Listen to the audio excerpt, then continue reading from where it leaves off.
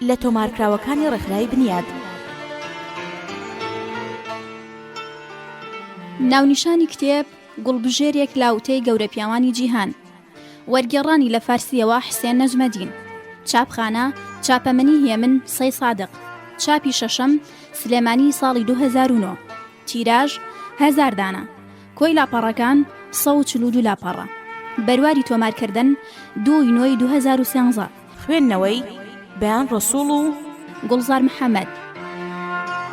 جێبەجەکاری دەنگ گوڵزار محەممەد. ساڵ و ژمارەی سپاردن 283 ساڵی 2005.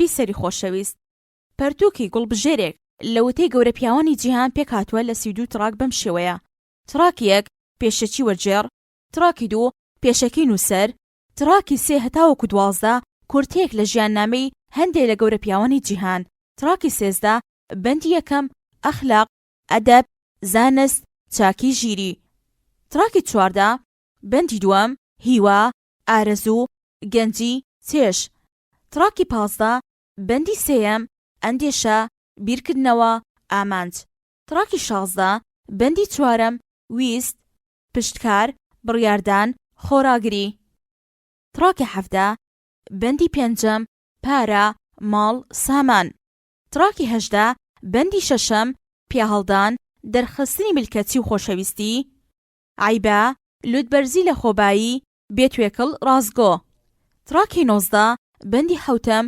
دوژمن، حەسوودی، خراپگۆیی، باوەڕ، تڕاکی 20 بەندی 8 زمان، کات، پیری مەرگ، تڕاکی 21 بەندی 9 هاوسەر، دایک، خێزان، هاوسەرگیری، تڕاکی 22 بەندی 10 زیندەگی، پەیوەندیەکان، سەرکەوتنەکان، کۆڕ و کۆمەڵ، تڕاکی 23 بەندی 11 بەختەوەری، خۆشبەختی، شادومانی، ئاسوودەیی، خەندە، تڕاکی 24 بەندی 12 ئازادی، تەندروستی، تڕاکی 25 بەندی 13 عاشق، دۆست، خۆشەویستی، تڕاکی 26 بەندی 14 ترس، تڕاکی 27 بەندی 15 کار، تڕاکی 28 بەندی 16 کتێب، نووسەر، مەتاڵە، ئەزمون، هونەر، هۆش، هونەرمەند، تڕاکی 29 بەندی 17 مرۆڤ، خەڵکی، تڕاکی 30 بەندی 18 ڕابردوو، ئێستا، ئایندا، تڕاکی 31 بەندی 19 قسەکردن، وتارگوتن، تڕاکی 32 کۆتایی بەندی 20 ڕەنگا و ڕەنگ.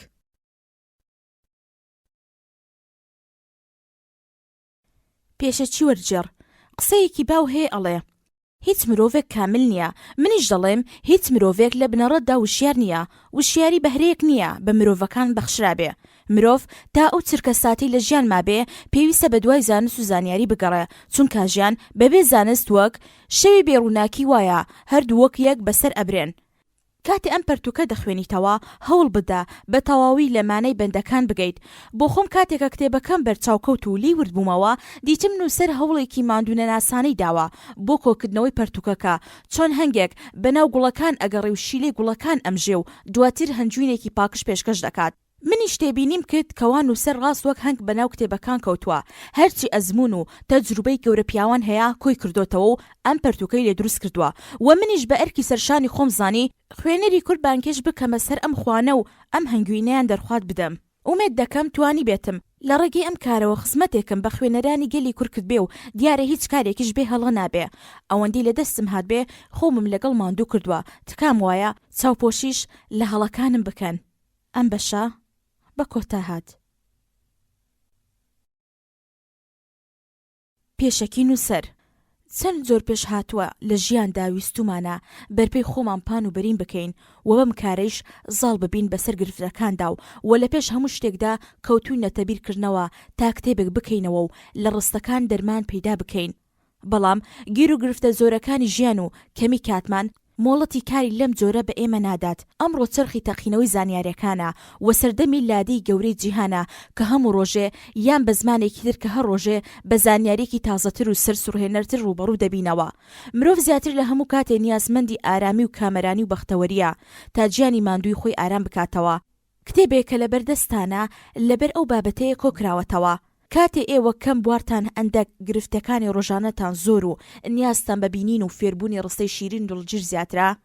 ئەم کتێبە دەوڵەمەندترین و ڕازگۆترین ڕستە گەلی گەورە نووسەران و خاوەن دیدگا گەورەکانی جیهانە کە لەبەر چاو دوورکەوتونەتەوە و کۆکراوەتەوە و ئەم ڕستانش کە لە ناوڕۆکی بنەڕەتی دەرهێنراوە وەک نینگە گرانبەهاکان کە بە ئارایش و پاکردنی گونجاو گەورە پیاوانە ئەبووە چەند کاتتان تەرخان بکردایە و ئێمە ئەم ڕێگە ئێمان بۆ ئێوە کوڕکردوتەوە. گیان بەخشترین و دڵنشینترین ڕستە گەلێک کە ئەتوانێت ئێوە لە پەژارە ڕەها بکات و ڕێگەی ژیانی چاک و بیرکردنەوەی باش بە ئێوە بەخشێ لەم کۆمەڵەیەدا کۆکراوەتەوە تا ئێوە بە سەرفکردنی کەمترین کات گران بەهاترین هەدیەتان دەست بکەوێت بە هەر شێوێک بێت ئومێدەوارم خوێندنەوەی ئەم کتێبە ببێتە هۆی دەوڵەمەندکردنی کاتەکانتان. لەگەڵ ئەوەشدا هۆکاری ئەوەی کە هەندێک ناوی خاوەن ڕستەکان باس نەکراوە ئەوەیە سەرچاوی باوەڕپێکراو لە بەردەستدا نەبوو. بەوتەی حەزرەتی عەلی مەڕوانە بێژە چێیە بڕوانە وتەی چێیە یان بە وتەی ئاورزندنان کارت چییە بەڕێنما کار ببینە ڕێنمونەی چییە. گومانی تێدا نیە خوێندنەوەی ئەم کتێبە بەرهەمی نابێ تا بەداناییەکان و فێربوونەکانی کار نەکەین. لەگەڵ ئەوەشدا من بەرپرسی هیچ لە وتە گەورە پیاوان یا چاک یا خراپ نیم و تەنها جێڕاومەتەوە. ئەم بەشەش بە کۆتا هات.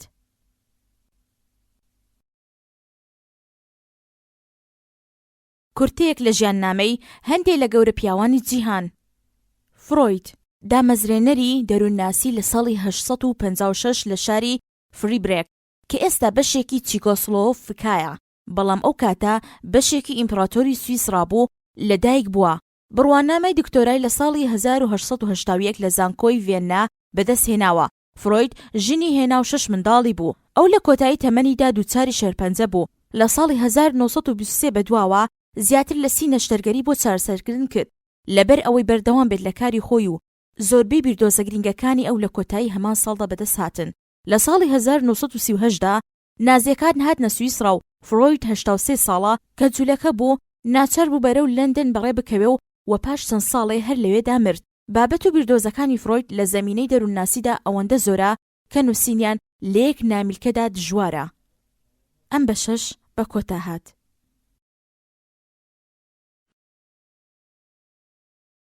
ناپلیۆن لە ساڵی 1769 لە شاری ئاشکۆی دورگەی کڕس لەدایک بووە. ئەو بۆ کۆلیژە سەربازیەکانی فەڕەنسا ڕۆیشت و کاتی لە ساڵی 1785دا لە تەمەنی 16 ساڵیدا بڕوانامەی وەرگرت و پلەی بەرزی سوپای فەڕەنسای بەدەستهێنا. ناپلیۆن لە تەمەنی 30 ساڵیدا دەسەڵاتداری پلەیەکی فەڕەنسا بوو. ئەو دەسەڵاتی 14 ساڵ خاوەنداریەتی کرد. لە ماوەی دەسەڵاتی خۆیدا گەورەترین چاکسازی لە سیستەمی ئیداری دەستگای یاسایی فەڕەنسا ئەنجامدا. لە ڕاستیدا ناپلیۆن کەسێکی خۆپەسەند بوو و لە زۆر ڕۆوە لەگەڵ هیتلەردا بەراورد دەکرا. بەڵام لە نێوان ئەم دوو پیاوەدا جیاوازی ڕەفتاری دڕندانە بەدی دەکرا.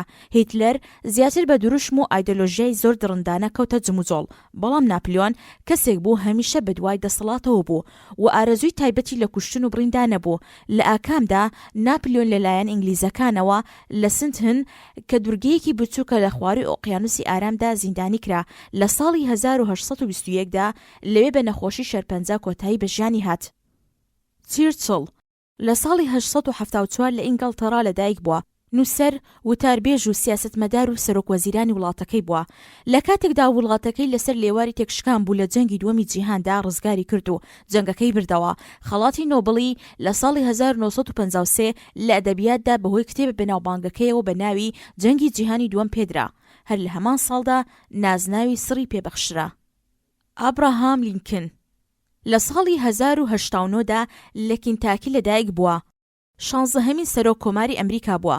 پێش ئەوەی کە ببێتە پارێزەر بە ناونیشانی ئێشکچی ڕێگەی ئاسن کەشتیوان فرۆشیار پۆستەچی و وێنەکەش کاری دەکرد. لە کۆتاییدا لە ساڵی 1940 گەیشتە پۆستی سەرۆک کۆماری ئەمریکا. پاش ئەوەی لەگەڵ هەڵبژاردننی دواتر لە ساڵی 1864 دیسانەوە بۆ سەرۆکی ئەمریکا هەڵبژێردرایەوە و پێش ئەوەی بتوانێت ئاوەدەنکردنەوەی خواروو ببێنێ تیرۆر کرا. ئەم بەشە بە کۆتا هات. هنری فۆرد ئەویان بە ناونیشانی هەڵکەوتوو و داهێنەر هەروەها قارەمانی مرۆڤایەتی دەناسی. ئەو داهێنەرترین هێز و گوزەی پیشەسازی ئۆتۆمبیل بوو. مرۆڤدۆستی وەک ڕۆژی ڕووناک تێیدا بەدی دەکرا.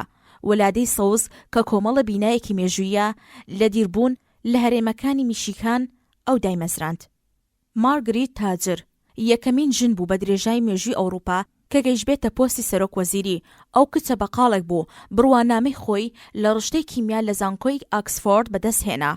لە دەیەکانی 1950 بە ناونیشانی توێژەرێکی کیمیایی دەستی بەکار کردووە و هەروەها لە ڕشتەی یاساییشدا سەرگەرمی خوێندن بوو.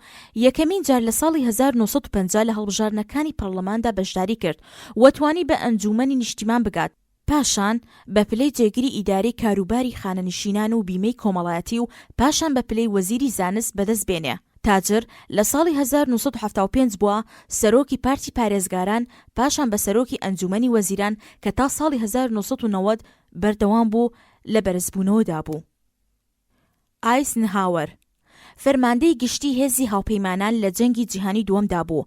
ئەو سەرۆکایەتی زانکۆی لە کۆلۆمبیا گرتە ئەستۆ و کەمێ پاش ئەو ماوەیە یەکێ لە پرفرۆشترین کتێبەکانی ئەو ساڵا کە گوزارشتی تایبەتمەندیەکانی جەنگی جیهانی دووەمی دەکرد بڵاو کردەوە.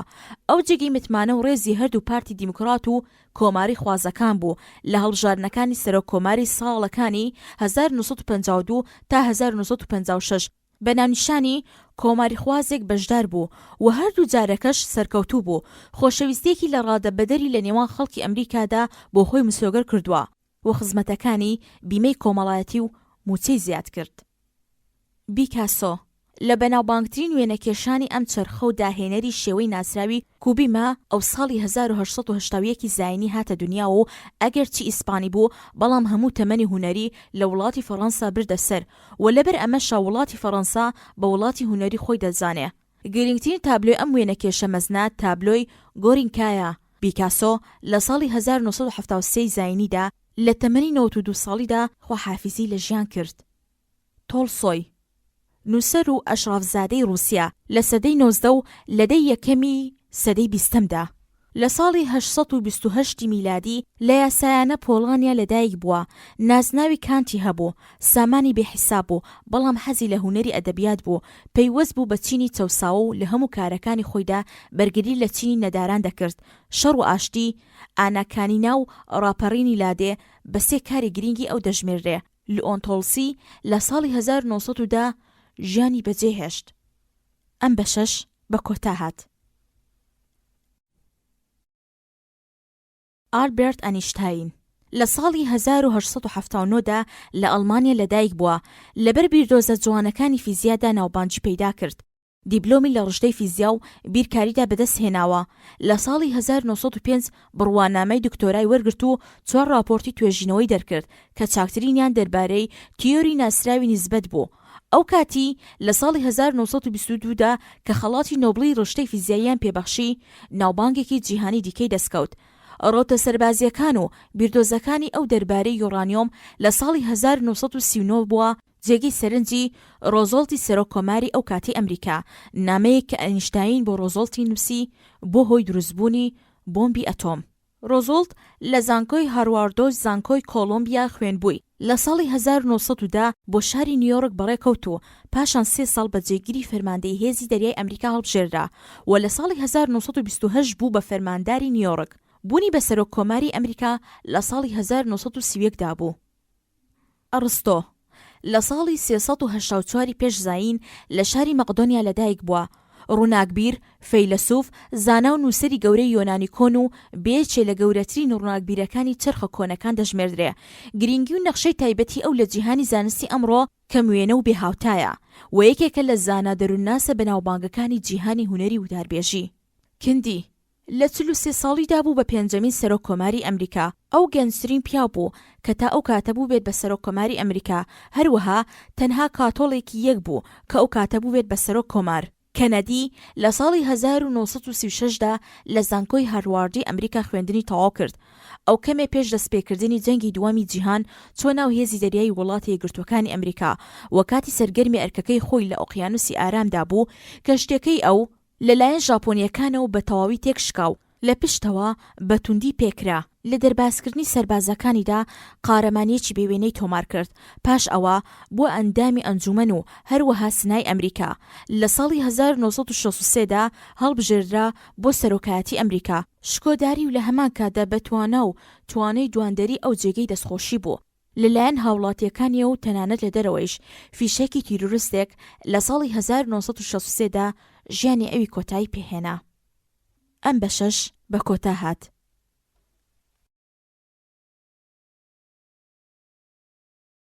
دیل کارنجی ئەو لە پێشڕەوان و پێشەوایانی دواندەری وتاربێژ و پەروەردەی کەسایەتیە. ئەو بە فێرکردنی خەڵکی کە چۆن بەدەستکەوتە گەورەکانیان بگەن ناوبانجی دەرکرد. زیاتر لە 10 ملیۆن دانە لە کتێبی بەناوبانجی ئەو هونەری وتاربێژی و هونەری هاوڕێگرتن تا ئێستا فرۆشراوە و تا ئێستاش بووە زیاتر لە 30 زمانی زیندوی جیهان وەرجێڕراوە. گاندی ڕابەری بزوتنەوەی دژە داگیرکەری ئینگلیز بوو. میلەتەکەی ئەویان بە ناونیشانی باوکی هیندستان دەناسی. لە ساڵی 1916 هاتە نێو ژیانی سیاسیەوە. دژی سیاسەتی داگیرکەرانەی ئینگلیس ڕاوەستا. پاشان بە پلەی سەرۆکی کۆنگرەی میلی هیندستان گەیشت و لەوێدا سیاسەتی ناکۆکی بێگرژبوونەوەی لە پێناو سەربەخۆیی هیندستاندا گرتە ئەستۆ. بەسەرکەوتووی وتوێژەکانی هیندستانی سەربەهۆ خود موختاری لە ساڵی 1974دا تەواو کرد. ساڵی دواتر تیرۆر کرا. پاپ جان پلی دووەم ئەو لە پۆڵەندا لەدایک بوو. لە ڕشتەی ئەدەبیاتدا ئەی خوێند و پێش دەستپێکردنی جەنگی جیهانی دووەم لە کارخانەیەکی کیمیاویدا کاری دەکرد. ئەو سوور بوو لەسەر ئەوەی کە ببێتە کشیش پێشەوای ئاینی لەبەر ئەوە بۆ کۆشکی ئەسقفی گەورە لە تڕاکۆ ڕۆیشتن و پاشان لە ساڵی 1964 بۆ پلەیە گەیشت. پاش وەرگرتنی نمرەی دکتۆرا لە زانستی ئەخلاق بوویە پرۆفیسۆر. پاشان بوویەوە ئەسقفی گەورە.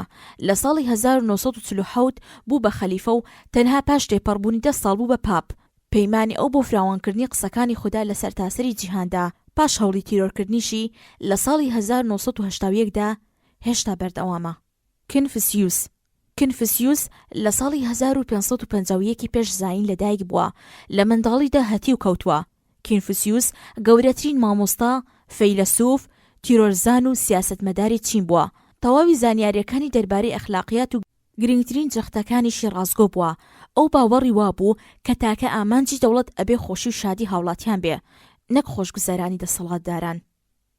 فرانکلین دیپلۆمات، زانا، داهێنەر، نووسەر و بڵاوکراوە و کرێکاری چاپخانە بووە. لە داڕشتنی یاسا بنەڕەتیەکانی وڵاتە یەکگرتووەکان ڕۆڵی کاریگەری هەبووە.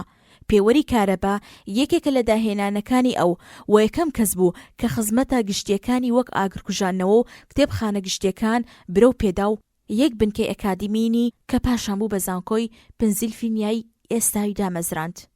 ئەم بەشەش بە کۆتا هات. جەفرسۆن سێیەمین سەرۆککۆماری ئەمریکا بوو و یەکەمین وەزیری کاروباری ئەمریکا.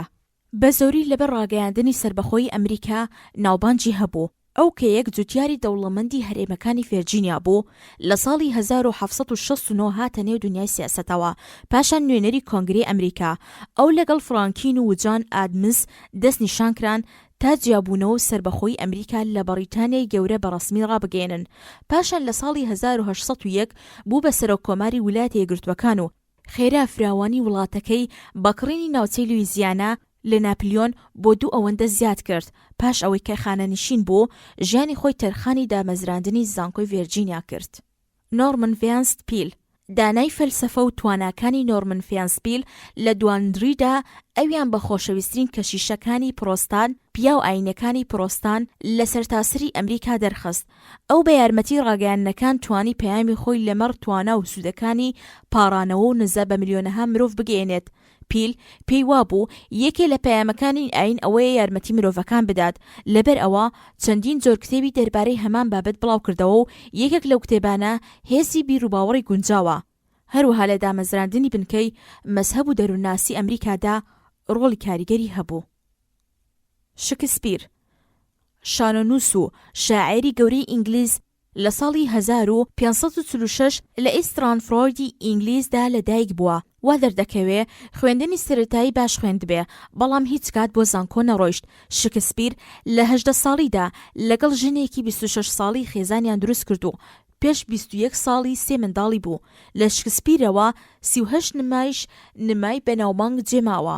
جگە لەوانەش کۆمەڵە شارێ کە 154 غەزەلی لەخۆ گرتووە و وەسێ یان 4 شعری درێژی هەیە. هەروەها لە کۆتاییدا لە تەمەنی 52 ساڵیدا لە ساڵی 616 ئیسرانفرۆت ماڵئاوایی کرد. ئەفلاتون نزیکەی 427 ساڵ پێش زاین لێک لە خانەوادەی ناسراوی ئەسینە لەدایک بووە. لە گەنجیدا لەگەڵ سوقرات فەیلسوفی بەناوبانگ بووە، هاوڕێ و ڕاوێژکاری. لە ساڵی 399 پێش زاین سوقرات کە لەو کاتەدا تەمەنی 70 ساڵ دەبوو بە تاوانی بێدینی فەسادی لاوانی ئەسیناوە تاوانبار کرا و بە مەرگ مەحکوم کرا و ئەعدام کرا. ئەعدامکردنی سوقرات کە ئەفلاتون ئەوی بەژیرترین و دادوەرترین و چاکترین پیاو کە تا ئێستا ناسیوە ناوبرد، ڕق و بێزاری ئەو دەربارەی حکمی دیموکراتیەت هاتە گۆڕ. بەناوبانگترین قوتابی ئەو ئەرستۆ بوو. لە تەمەنی 17 ساڵیدا ئەو کاتێ ئەفلاتون 6 ساڵ بوو بۆ ئەندامی هاتبوو. ئەفلاتون لە 347 پێش زاین لە تەمەنی 80 ساڵیدا لە ژیان خواحافیزی کرد. ئەم بەشەش بە کۆتا هات. ڤێڵتر شاعر، نمایشنامەنووس، نووسەری کورتە چیرۆک، مێژوونووس و فەیلسوفێکی هەڵکەوتوو و پێشکەوتوو خواز بوو. ڤێڵتر لە ساڵی 1694 لە پاریس لەدایک بوو. ئەو لە چینێکی ناوەندا دەرکەوت و باوکیشی مافناز بوو. لە لاوێتیدا بۆ کۆلیژی لیۆنسگراندی پاریس ڕۆیشت. پاش تەواوکردنی خوێندن لەوێدا ماوەیەک دەستی بە خوێندنی حقوق کرد. لە گەنجیدا بە ناونیشانی پیاوی قسەخۆش کە قسەکانی پڕ بوو لە تەنز و پەندی خۆش و شعری تەنزاوی لە پاریسدا دەرکەوت. لە 30 مانگی مەیدا لە ساڵی 788 ماڵئاوایی کرد. کوروشی گەورە دامەزرێنەری ئیمپراتۆری ئێران بوو. سیروس کوڕش لە فارسی کۆندا لە ساڵی 590 پێش زاین لە پارێزگای پرسیس فارسی ئێستا کە کەوتۆتە خواروی ئێران لەدایک بووە و لە ساڵی 529 پێش زاین کوڕش فەرمانڕەوای گەورەترین ئیمپراتۆری جیهان بووە و تا ئێستاش ئیمپراتۆری لەو شێوە نەبینراوە و نەبووە. دیزرائیلی سیاسەتمەدار و نووسەری گەورەی ئینگلیزی لە سەدەی 19 میلادی لە ساڵی 804دا لە شاری لەندەن لەدایک بووە. لە 70 ساڵی بوو بە سەرۆک وەزیری ئینگلستان لە سەردەمی مەلەکە ڤیکتۆریا. لەگەڵ گڵادستۆن سیاسەتمەدارێکی تری ئینگلیزدا چێپڕچیان بوو. ئەو کە سمبولی بیری داگیرکاری ئینگلیز بوو لە ساڵی 881 زاینی لە تەمەنی 77 ساڵیدا مرد. ڕۆسۆ نووسەر و ڕووناکبیری فەڕەنسی لە ساڵی 1712 زایندا لە سویسرا لەدایک بووە. ژیانێکی پڕ لە ڕەنج و دەردەسەری هەبوو. لەبەر ئەم هۆکارەش بوو زۆر تووڕە و توند مەزاج بوو. دەربارەی هەموو شتێک و لە هەموو شوێنێ و لە هەموو کاتێکدا بەدبین بوو. کتێبەکانی قەراردادێ کۆمەڵاتی واڵمیل دەستنووسی ئەوە لە ساڵی 1778 زاینی کۆچی دوایی کرد. ئەدیسۆن لە ساڵی 847 لە شاری میلاندا لەدایک بووە. ئەو تەنها 3 مانگ بەڕەسمی خوێندی. چاکترین داهێنانی ئەو لە پاش کارەبا لەوانەیە فۆنۆگراف دەستگای تۆمارکردنی دەنگ بووبێ کە ئەوەی لە ساڵی 1877 سەلماند. ئەدیسۆن 2 جار ژنی هێنا. هاوسەری یەکەمی لە گەنجیدا مرد. ئەو لە هەر ژنێکی 3 منداڵی بووە. لە ساڵی 1931دا لە فست ئۆرنجی هەرێمی نێوجەرسی کۆتایی بە ژیانی هات. ئەبوو بەکر شبلی عارف و زاهیدی ناوداری ئێران و عەرەب لە قەرنی 3ەم و 4ەمی کۆچی بوو. لە ساڵی 247 کۆچی لە سامەڕا لەدایک بوو. ئەسڵی ئەو لە خوراسان بوو. لە سەرەتادا کاری دەوڵەتی هەبوو، بەڵام لە ناکاو وازی لە هەموو ئەو کارانە هێنا و هەموو دارایی خۆی بەخشی بە نەداران. بە وەرزش و خواپەرستیەوە خۆی سەرگەرم کرد و ئەم کاری تا کۆتایی تەمەنی درێژەی پێدا. لە 87 ساڵیدا لە بەغدا کۆچی دوایی کرد. ئەم بەشەش بە کۆتا هات.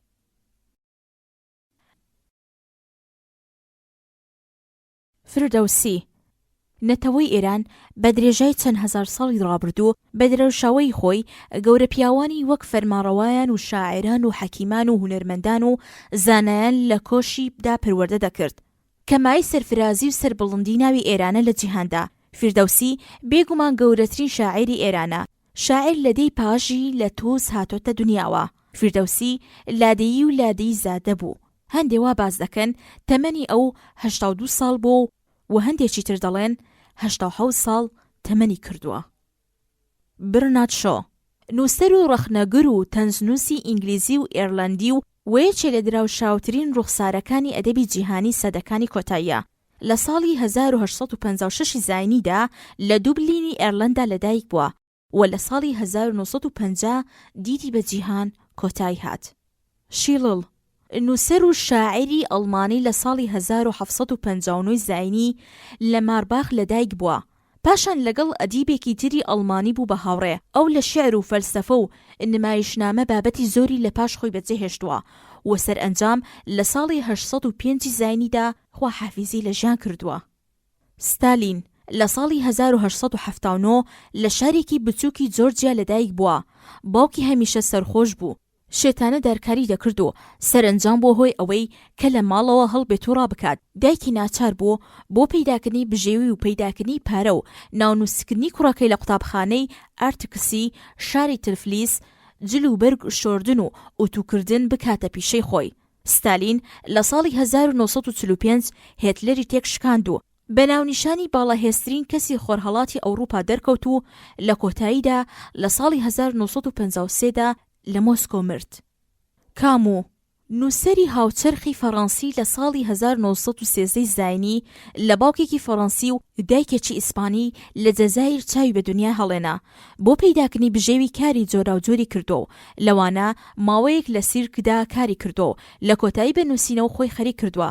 لە ساڵی 1957 زاینیدا خەڵاتی نۆبڵی بەدەست هێناوە و لە ساڵی 1960 زاینیدا مردووە.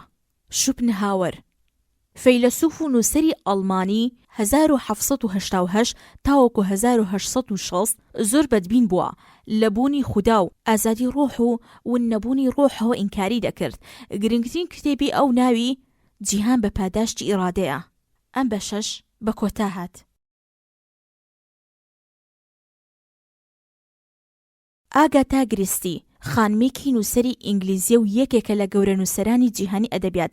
لە ساڵی 1890 زاینی لە تورکوای لەدایک بووە. پاش پێکەوەنانی خێزان لەگەڵ شوێنەوارناسێکدا و گەشتی جۆراوجۆری جیهان بە نووسینەوە خەریک بوو. لە ساڵی 1976 زاینیدا ماڵئاوایی کرد. گالیلا فیزیاناس و ئەستێرەناسی پایە بڵندی ئیتالیایی لە ساڵی 16 زاینی لە ساڵی 1956 لە پیزا هاتۆتە ژیانەوە. گالیلا پاش 78 ساڵ لە ژیان و سەرتاپە خوێندن و توێژینەوە لە ساڵی 1642 زاینی دڵی لە لێدان کەوت. لاوتسا بەیەکێک لە فەیلسوفە گەورەکانی چین دەناسرێ. مێژووی لەدایکبوونی ئەو نزیکە 600 ساڵ پێش زاینیە. لاوتسا بە ڕۆحی چاک و خراپ باوەڕی هەبوو. جێگە دەستی ئەو کتێبە پیرۆزەیە کە ملیۆنەها کەس پەیڕەوی لێوە دەکەن بە ناوی ڕێگەی دوورکەوتنەوە. نیچە بە پێچەوانەی شوپنهاوەرەوە بوو. لە ستایشکردنی تواناوە دەیکۆڵیەوە. فەلسەفەی ئەو خۆش بەیانن. بەناوبانگترین کتێب ئاوای ود سەردەشتە. مترلینگ نووسەر فەیلسوف و سروشتزانی بەلجیکی لە ساڵی 1862 زاینی لە شاری گان لەدایک بوو. لە ڕشی یاسایی دەیخوێند بەڵام ئاوری لە نووسیندایەوە. لە ساڵی 1911 زاینیدا خەڵاتی نۆبڵی وەرگرت و لە ساڵی 1949 زاینیدا مردووە. زەردەشت وا دەردەکەوێن لە نزیکەی 628 ساڵ پێش زاین لە جێگەیەکدا کە ئێستا سەرووی ئێرانی پێدەگوترێ لەدایک بوو بێ. سەردەشت دامەزرێنەری ئاینی سەردەشتیە و دینێک کە زیاتر لە 2500 ساڵ بە پایداری مایەوە و ئەمڕۆژ هێشتا هەندێک پێڕەوی لێ دەکەن. جا بە ڕیوایەتی ئێرانی زەردەشت تا تەمەنی 77 ساڵی ژیانی کردووە. جا لەبەر ئەوە مرگی ئەو ئەبێ 551 پێش زاین بوو بێ. جەواهر لەعل نهرۆ سیاسەتمەداری شۆڕشجێڕ و ئەدەب و نووسەری هاوچەرخی هیندستان لە ساڵی 1889 زاینی لە ئەڵڵەئاباد لەدایک بووە. خودی ئەو لە زانگۆکانی ئینگلیزدا دەیخوێند بەڵام لە ڕووداوەکانی ڕاپەڕینی هیندستان دژ بە ئینگلیزەکان بەشداری دەکرد.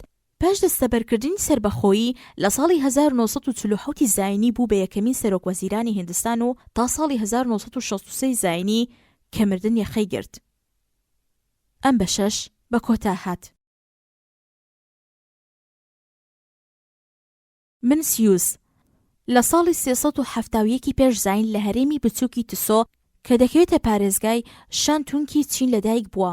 منسیوس گرنگترین جێنشینی کنفسیوس بووە وانەکانی ئەوەندە لە کتێبی منسیوسی شیکراوەتەوە سەدەکانی دواتریش لە چیندا جێگەی ڕێز بووە.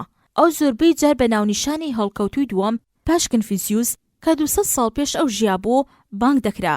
منسیوس زۆربەی ماوەی تەمەنی خۆی بە گەشتکردن بە نێوچە جۆراوجۆرەکانی چیندا و ئامۆژگارکردنی فەرمانڕەوایانەوە بەسەر دەبرد. لە ساڵی 312 پێش زاین کە 59 ساڵ بوو بۆ نیشتیمانی خۆی هەرێمی تسۆ گەڕایەوە و کاتی مردنی لەوێ مایەوە. ساڵی مردنی ئەو ئاشکرا نییە، بەڵام لەوانەیە ساڵی 289 پێش زاین بوو بێت. ئاندرا ژید نووسەری فەڕەنسی لە ساڵی 1869 هاتۆتە دنیاوە و بابەتی زۆری لێ بەجێماوە، لەوانە ڕۆمانی لە گەڕانی کاتی ونبوونەوە و ئاراستەکانی زەوی بەناوبانگترینیانە. سامڕست موئام لە ساڵی 1874 لە پاریسدا هاتۆتە دنیاوە، پاشان گەڕاوەتە لەندەن و بە خوێندنی پزیشکیەوە خەریک بووە. کاری نووسینی دەست پێ کرد، بە درێژایی 91 ساڵ لە تەمەنی نزیکەی 100 کتێبی نووسی لەوانە پەیڕەوانی ئەسارەتی مرۆڤ و بەرهەمی تەمەن. ئادۆڵف هیتلەر سیاسەتمەداری ئەڵمانی لە قەرنی 20دا لە ساڵی 1889 زانی لە نەمسا لەدایک بووە. ماوەی خوێندنی وێنەکێشان و بیناسازی خوێندووە. لە جەنگی یەکەمی جیهاندا فەرماندەی سوپای ئەڵمان بووە. پاش ئەوە ڕووی کردە جیهانی سیاسەتەوە تا پای پێشەوایەتی نەتەوەی ئەڵمان بەرەو سەر هەنگاوینە. پێشەوای پارتی بەناوبانگی نازی ئەڵمانی بوو و باوەڕی بە نەژادی لەبەرتر هەبوو. لەبەر ئەم بیر و باوەڕەیش جەنگی دووەمی بەرپا کرد، بەڵام لە کۆتاییدا تێکشکاو لە ساڵی 1945 زاینی لە 56 ساڵیدا خۆکوژی کرد. گۆتا شاعیر و نووسەری ئەڵمانی 1749 تاوەکو 1832 لە فرانکفۆرت هاتە دنیاوە. بە فەرهەنگی ڕۆژهەڵات ئاشنا بوو، بە کەسایەتیەکانی وەک حافز شیرازی باوەڕی هەبووە، پێیوەست بۆ حەزی لێ کردووە. نمایشنامەی نخامات محەممەد کاریگەری ئەم ئاشنا بوون و حەزی لێکردنە. گرنگترین بابەتی ئەو فاوستە. ئانتۆنی ڕامبیانز خوێندنی قۆناغی ئامادەی تەواو نەکرد. ڕامبینز کوڕی پاش تەڵاقدانە، لە خێزانێکی زۆر هەژاردا دەژیا، کاری بەنۆکەری دەستی پێکرد، بەڵام ئێستا ئەو شێوەی خۆش و تامەزرۆی پەیوەندی جۆراوجۆر بە خەڵکی نیشان دەدا. هاوبیرانی ئەو هاوچەرخیش کەناوەکانیان بەسەر بەرگی کتێبەکانەوەن، هەمان ڕۆڕۆیشتن تا سەرکەوتن. ئێمە بۆچی وانەکەین؟ ئەم بەشەش بە کۆتا هات.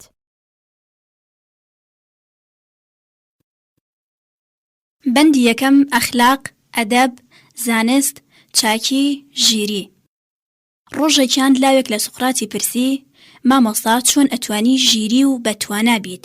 سوقرات لە وەڵام داوتی: لەگەڵم وەرە. پاشان ئەوی لەگەڵ خۆی برد بۆ کەناری ڕووبارێک و پاشان سەری ئەوی بەدەست گرت و نقمی ئاوی کرد.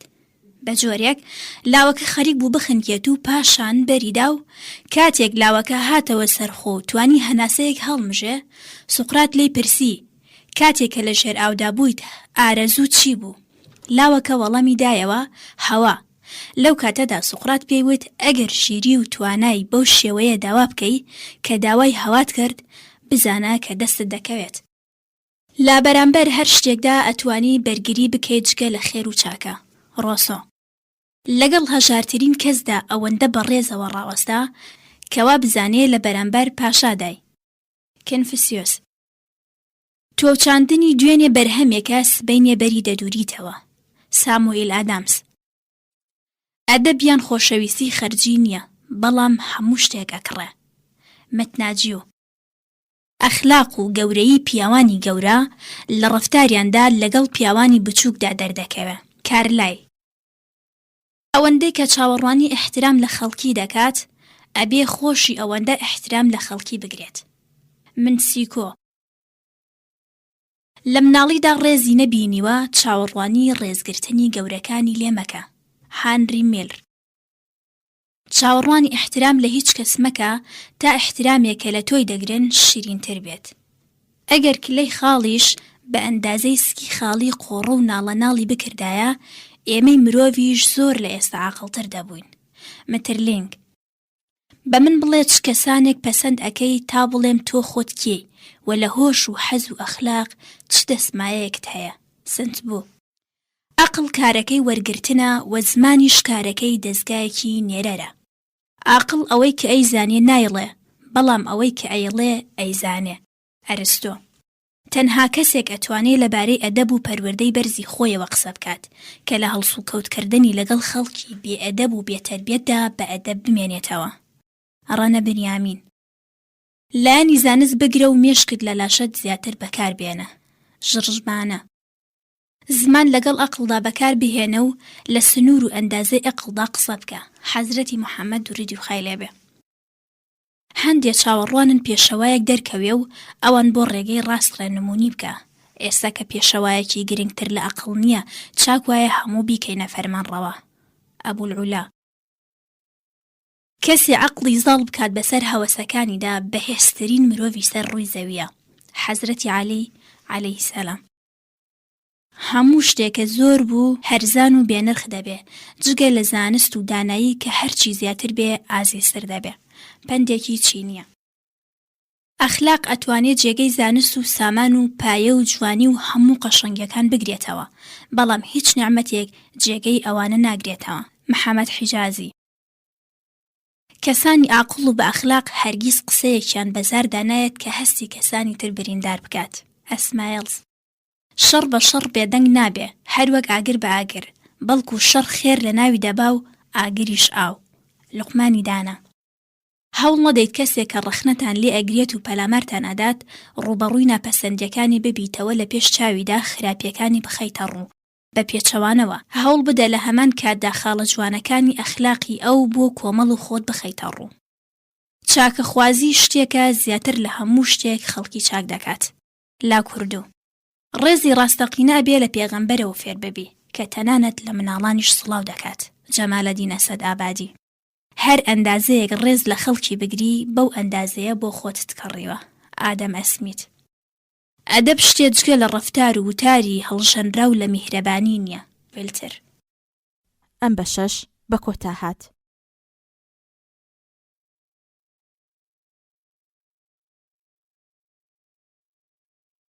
بەندی دووەم: هیوا، ئارەزوو، گەنجی، چێژ. مرۆڤ هەر کارێک ئەیکات یان بۆ گەیشتن بە چێژە یان بۆ دەربازبوونە لە ڕەنج. پێکەوە بۆ دەربازبوون لە ڕەنج و چێژوەرگرتن لە هەر کارێکدا سوود وەرگرن. دیلکارنگی. هەر ئارەزوویەکت هەیە پێش خەوتن بیسپێرە بە هەزر. دیلکارنگی. چالاکی بنەڕەتی و سەنگینی ئێوە لە ژیاندا کاتێک پڕبەردەبێ کە ئێوە لە هەر ساتێکی تەمەندا لەو کارەی دەیکەن چێژ ببن. دیلکارنگی. بێچارەترین خەڵکی سەر زەوی ئەوانن کە هیوایەک لە هزردا پەروەردە ناکەن، کەواتە هەمیشە هیوایەک لە هزر تا دروست بکە چونکە ئامانجەکانت لە هیواکانەوە ڕەگداکوتن. دیلکارنگی. ئەو پەڕی ئارەزووی کەسێک ئەوەیە کە تەشویق و ئافرین بکرێ. دیلکارنگی. ڕێگەی چوونە ناو خەڵکانی تر زانینی ئارەزووەکانیانە. دیلکارنگی. تەنانەت مناڵانیش ئارەزویان هەیە، ئەگەر ئێمە ئاگاداریانین لەبەر ئەوەیە کە ناتوانن قسە بکەن. گواتە ئەگەر بڕیار وا دەبوو هەموو ئارەزوەکان بێنەدی، ژیان شێوەیەکی تری دەبوو. ئارتۆ میلر. تا گەنجی کار بکە، چونکە تەنها بەهارێک لە ژیاندا هەیە و ئەو بەهارەیشە کە سەروەتی هاوین و بەروبوومی پاییز دەستەبەر دەکات. بۆتن. زیادەڕوویەکانی دەورانی لاوێتی قەرزێکە لە پیریدا دەبێت بیدەینەوە و ئەوەی لە ڕۆژگاری لاویدا بە هەدەرمان دەدا لە پیریدا ئارەزومەندی دەبین. فرانسیس بێگن. لە گەنجیدا بەرەو گرفت ڕادەکەین و لە پیریدا گرفت بەرەو ڕوومان دێ. ئەگەر ئاوێنە نەبوایە هەمیشە خۆمم بە گەنج دەزانی. پیکاسۆ. بۆ فێربوونی ئەوەی کە ئەمویست بزانم پێویستم بە پیری بوو. ئێستا بۆ چاکبەرپاکردنی ئەوەی ئەیزانم پێویستیم بە گەنجیە. خواوەند لاوێک کە لاوێتی نەکات بە چاوێکی باشەوە سەیری ناکات. حەزرەتی محەممەد دوڕودی خوای لێبێ. ئێوە تەنها یەک جار زیندگی دەکەن، جا لەبەر ئەوە تەمەنی خۆتان لەگەڵ ئەو کارانەدا بەسەربەرن کە حەزی لێ دەکەن. محەممەدی حیجازی. تەنها هەوڵ بدەن لەوەی کە ئێستا هاتانە چێژوەر بگرن، لەجێ ئەوەی کە ناتوانی ئەنجامی بدەن ئەوە ئەنجام بدەن کە لە تواناتدایە، چونکە چێژی زۆرتری تایە. ئەفسوس گەنج نازانێ و پیریش نایتوانێ. محەممەدی حیجازی. ئامادەی شتێکە لە گەنجیدا پەیدا بێت، ئەگەر پەروەردەی بکەیت بکەویتە گەڕ بۆ بەهێزکردنی وەک تۆوێک وایە کە باش نێژرا بێت بەرهەمی باش دەدات و ئەگەر ئەو ئامادەیە لێی گەڕێت و پەروەردەی نەکەیت وەک تۆوێک وایە کە لە زەویەکی سوێردا نێژرا بێت و بەرهەمدار نابێت. دکارت. بەڕاستی پیرانی گەنج و گەنجانی پیر لە جیهاندا زۆرن. ئەسمایڵر. گوناهەکانی ڕۆژگاری لاوێتی ئەتوانی لە ڕوخساری پیریدا بخوێنیتەوە. پەندی ئەفریقایی. چۆن ئاو بۆ ماسی پێویستە بۆ مرۆڤیش ئارەزوو ئومێد. برنارد شۆ. بە زۆری ئێمە پەرداخ بە نیوەی دەبینین و هەموو سەرنجێکمان لای ئەوەیە کە نیمانە وەلەوەیش کە هەمانە بیئاگاین و چێژی لێ نابین. برنارد شۆ. چاکترین کار ئەوەیە لە گەنجیدا فێر ببیت لە پیریدا بەکاری بێنی. بوزر جمهور. هەوڵ بدە دەربارەی ئەو شتەی کە خەڵکی دەیەوێ بدوێی و ڕێگایان نیشان بدە تا بەهۆیەوە بە سامان و ئارەزوەکانیان بگەن. مرۆڤ کار دەکات تا چێژ لە ژیان ببات. خۆشبەختی ڕاستەقینە هی ئەو کەسەیە هونەری یەکسانی کار و سەیران شارەزا بێت.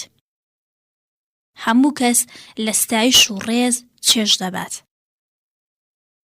لایادی نەکەن هەر گۆڕانکاریە کە پێویستانە ئەبێ لە هزرتاندا لەگەڵ خۆشی و چێژدا پەیوەندیدار بێ. من هەموو خۆشیەکی ئێستام بۆ برسێتی و ئازارەکانی ڕۆژانی لاوێتیم دەگەڕمەوە. ناپلیۆن. ئەم بەشەش بە کۆتا هات.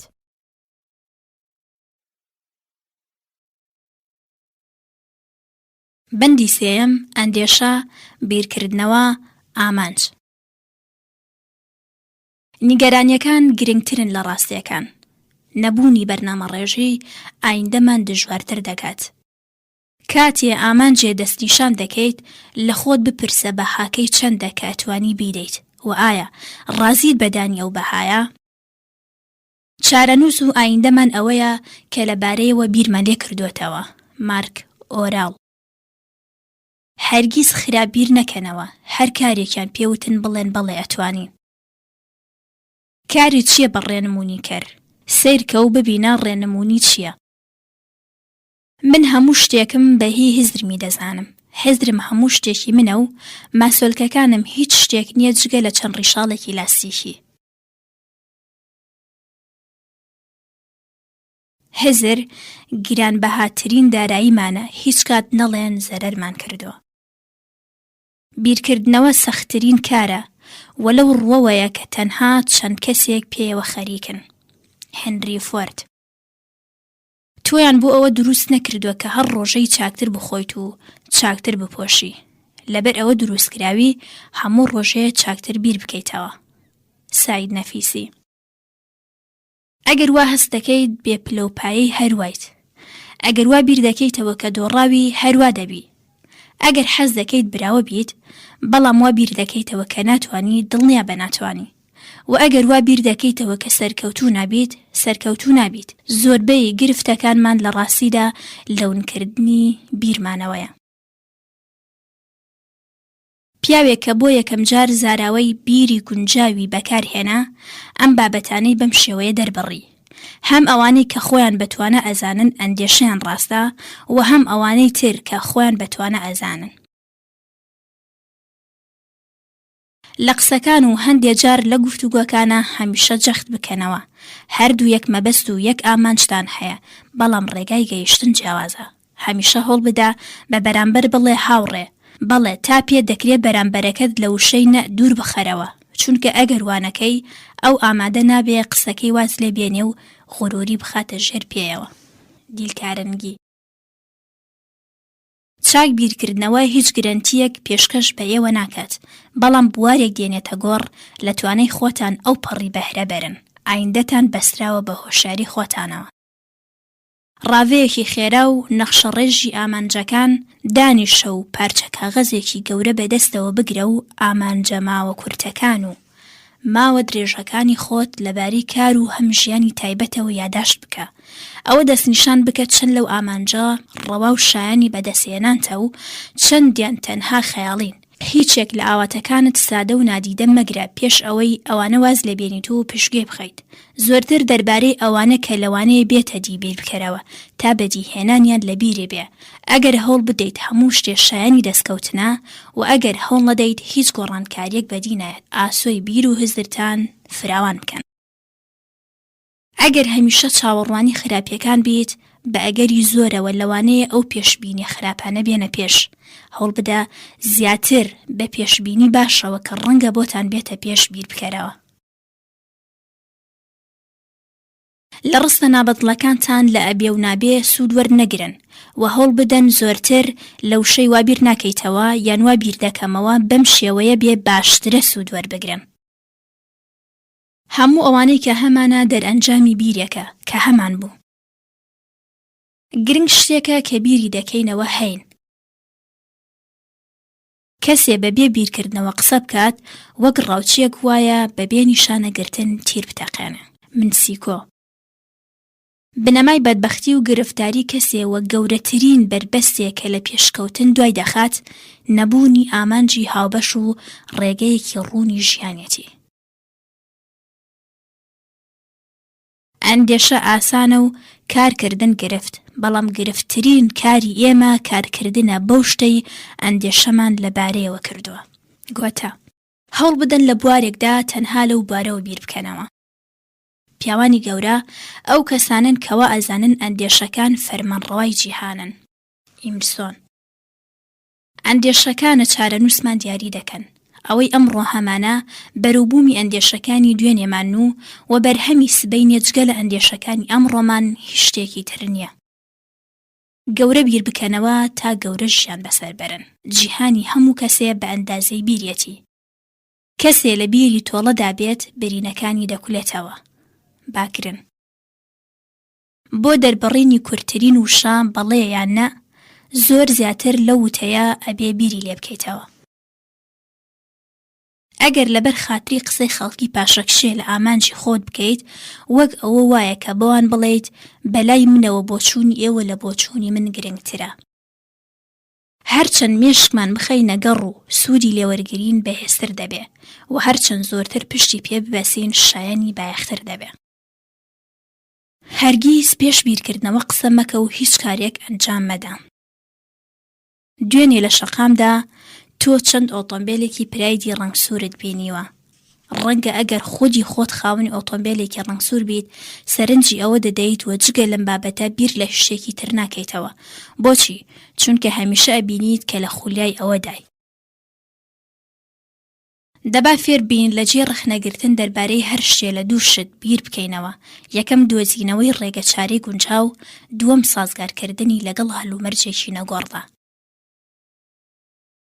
ئەگەر بە مەبەستی گەشتێک بۆ یەکێ لە نووسینگەکانی فرۆشتنی بلیتی پاس شەمەندەفەر یان فڕۆکە دەڕۆیت، یەکەمین پرسیاری فرۆشیاری بلیتەکە لە تۆ ئەوەیە مەبەستی گەشتەکەت بۆ کوێیە. تا تو ئەم پرسیارە بەڕێک و دروستی و ڕوون و ئاشکرا وەڵام نەدەیتەوە پلیتەکە بە تۆ نادات. ئایا کەسێ بەبێ بوونی ئامانجێک سەفەر دەکات؟ بەڵام زۆربەی مرۆڤەکان بە نرخترین و گەورەترین گەشتی خۆیان واتە گەشتی زیندەگی بەبێ دەستنیشانکردنی ئامانج و مەبەست دەبەنە سەر. کەواتە دوانەکەون هەر لە ئێستاوە بیری خۆتان تەنها لەسەر ئامانجی بنەڕەتی جێگیر بکەن و لە توانای گەورەی بەرهەمدار بۆ دەستەبەرکردنی گۆڕانکاریەکی گونجاو لە ژیاندا یارمەتی وەربگرن. هەمیشە دەربارەی چاکترین پێشهات بیر بکەرەوە. ئەگەر حەزت لە شتێک نییە بیگۆڕە و ئەگەر ناتوانی بیگۆڕی شێوەی بیرکردنەوەی ناقۆڵەت دەربارەی ئەو شتە بگۆڕە. تەنها لەم کاتەدایە تەواوی جیهانی جوانی بە نرخ دەکەوێتە بەرچاو و زەردەخەنە لە خۆیەوە و لە دوورەوە دەنیشێتە سەر لێوەکانتان. هەمان شێوەی کە بەرگی کۆنە لەبەر خۆتدا دەکەنی و فڕێ دەدەی بیر و بۆچوونی کۆنەش دوور بخەرەوە. سعید نەفیسی. تەنها ڕێگەی دەستکەوتنی کامەرانی درێژخایەن ئەوەیە لەسەر بنەمای گەورەترین دروشمی خۆمان زیندگی بکەین واتە ئامانجی ڕاستەقینەی خۆمان بناسین و بەو شێوەیە شکار بکەین. زیندگی بێ ئامانج چرخی زیندگی بە قەزا و قەدەر سپاردنە. سەنگ.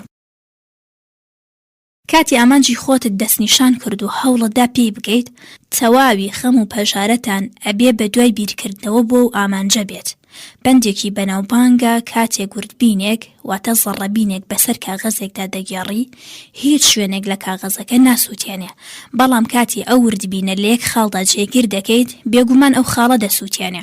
کەواتە ئێوەش تەواوی هزر و وزەی خۆتان لە خاڵێکی دەستنیشانکراو بۆ گەیشتن بە ئامانجێک کە هەڵتان بژاردووە بەکاری بهێنن، بێگومان سەرکەوتوو دەبن. کاتی هەموو بە یەکسانی بیر دەکەنەوە، ئیتر کەسێ زیاتر ئەندێشە ناکات. ڤالتەر لیمپن. بە زمانت مۆڵەت نەدەی پێش ئەندێشت بکەوێتە ڕێ. شیلۆن. بەبێ گەڕان بە دوای ئامانجێکی دیاردا زیندەگی چێژی نییە.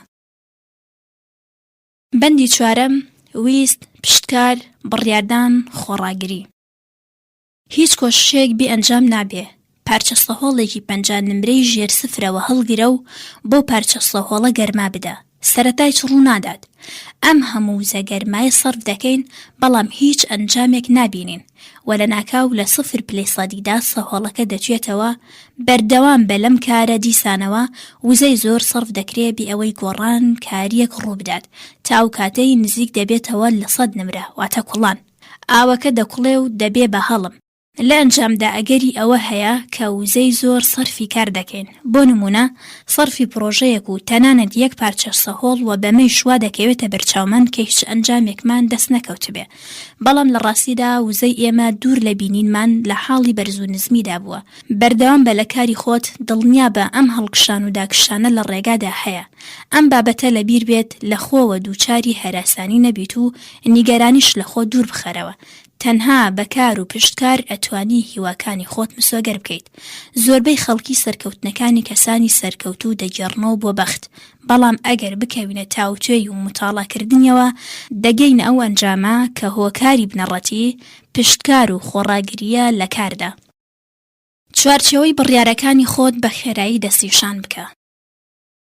چرۆی داناییەکانی مرۆڤ دووشەیە: ئارامی و ئومێدەواری. بە خۆڕاگری ئەتوانی بە هەموو شت بگەیت. لافۆنت. ئەوەی لە دەستی ڕۆژگار تووڕەیە، ئەوەی فێری بۆ بێهودەیە. کریستین. ئەبێ بە ئارامی و هێوری ئەو توانجانەی کە ناتوانین نە لە خۆمان و نە لە خەڵکی تردا بیگۆڕین کار بکەین و لە ئەستۆی بگرین. گۆی زەوی هینی ئەو کەسانەیە کە باوەڕیان بەخوایە. عیسای مەسیح. هەر کاتێ بڕیاردانێ بەلاتەوە گرنگ و دژوار بوو، بزانە هۆکارەکەی تەنها یەک شتە، ئەویش ئەوەیە بیرکردنەوەیکی ڕوونت لە ژیانی خۆتان نیە. بە ئارامی و خۆگرتن گەڵای تو دەگۆڕی بە کراسی ئاوریشمی. پندێکی چینیە. زانین بەبێ ویسن هەرگیز توانا دروست ناکات. گوستاول بوون.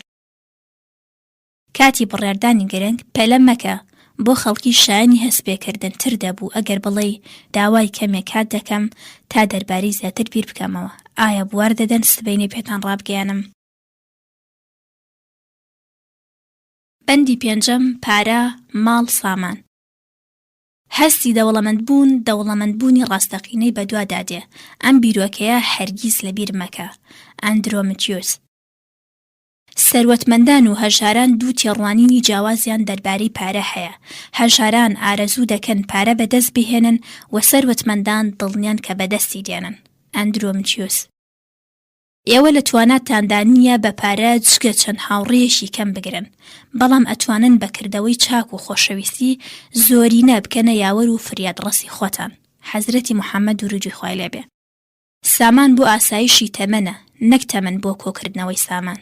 سعدی. پێکەوە برابن، بەڵام لە هەمان کاتا ئاگاتان لە حسابەکانتان بێ. پەندی عەرەبی.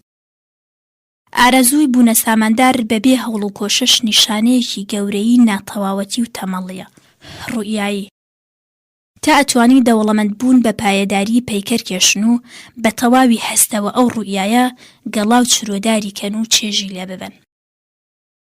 هەرچەندە زۆرتر ببەخشی زۆرترت دەست دەکەوێ.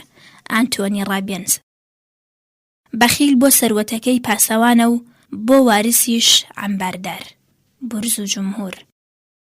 چاکتر وایە دەوڵەمەندانە بژین بۆ ئەوەی دەوڵەمەندانە بمرین. جانسۆن. بە باوەڕی زۆرینە و نزیکەی بە گشتی خەڵک مەرجی بنەڕەتی سەرکەوتن لە تەواوی قۆناغەکانی ژیاندا سێشتە. یەکەم پارە، دووەم پارە، سێیەم پارە. ناپلیۆن. هەموومان یەک دید و بۆچوونی یەکسانمان هەیە، ئەویش کۆکردنەوەی پارەیە. ڤێلتر.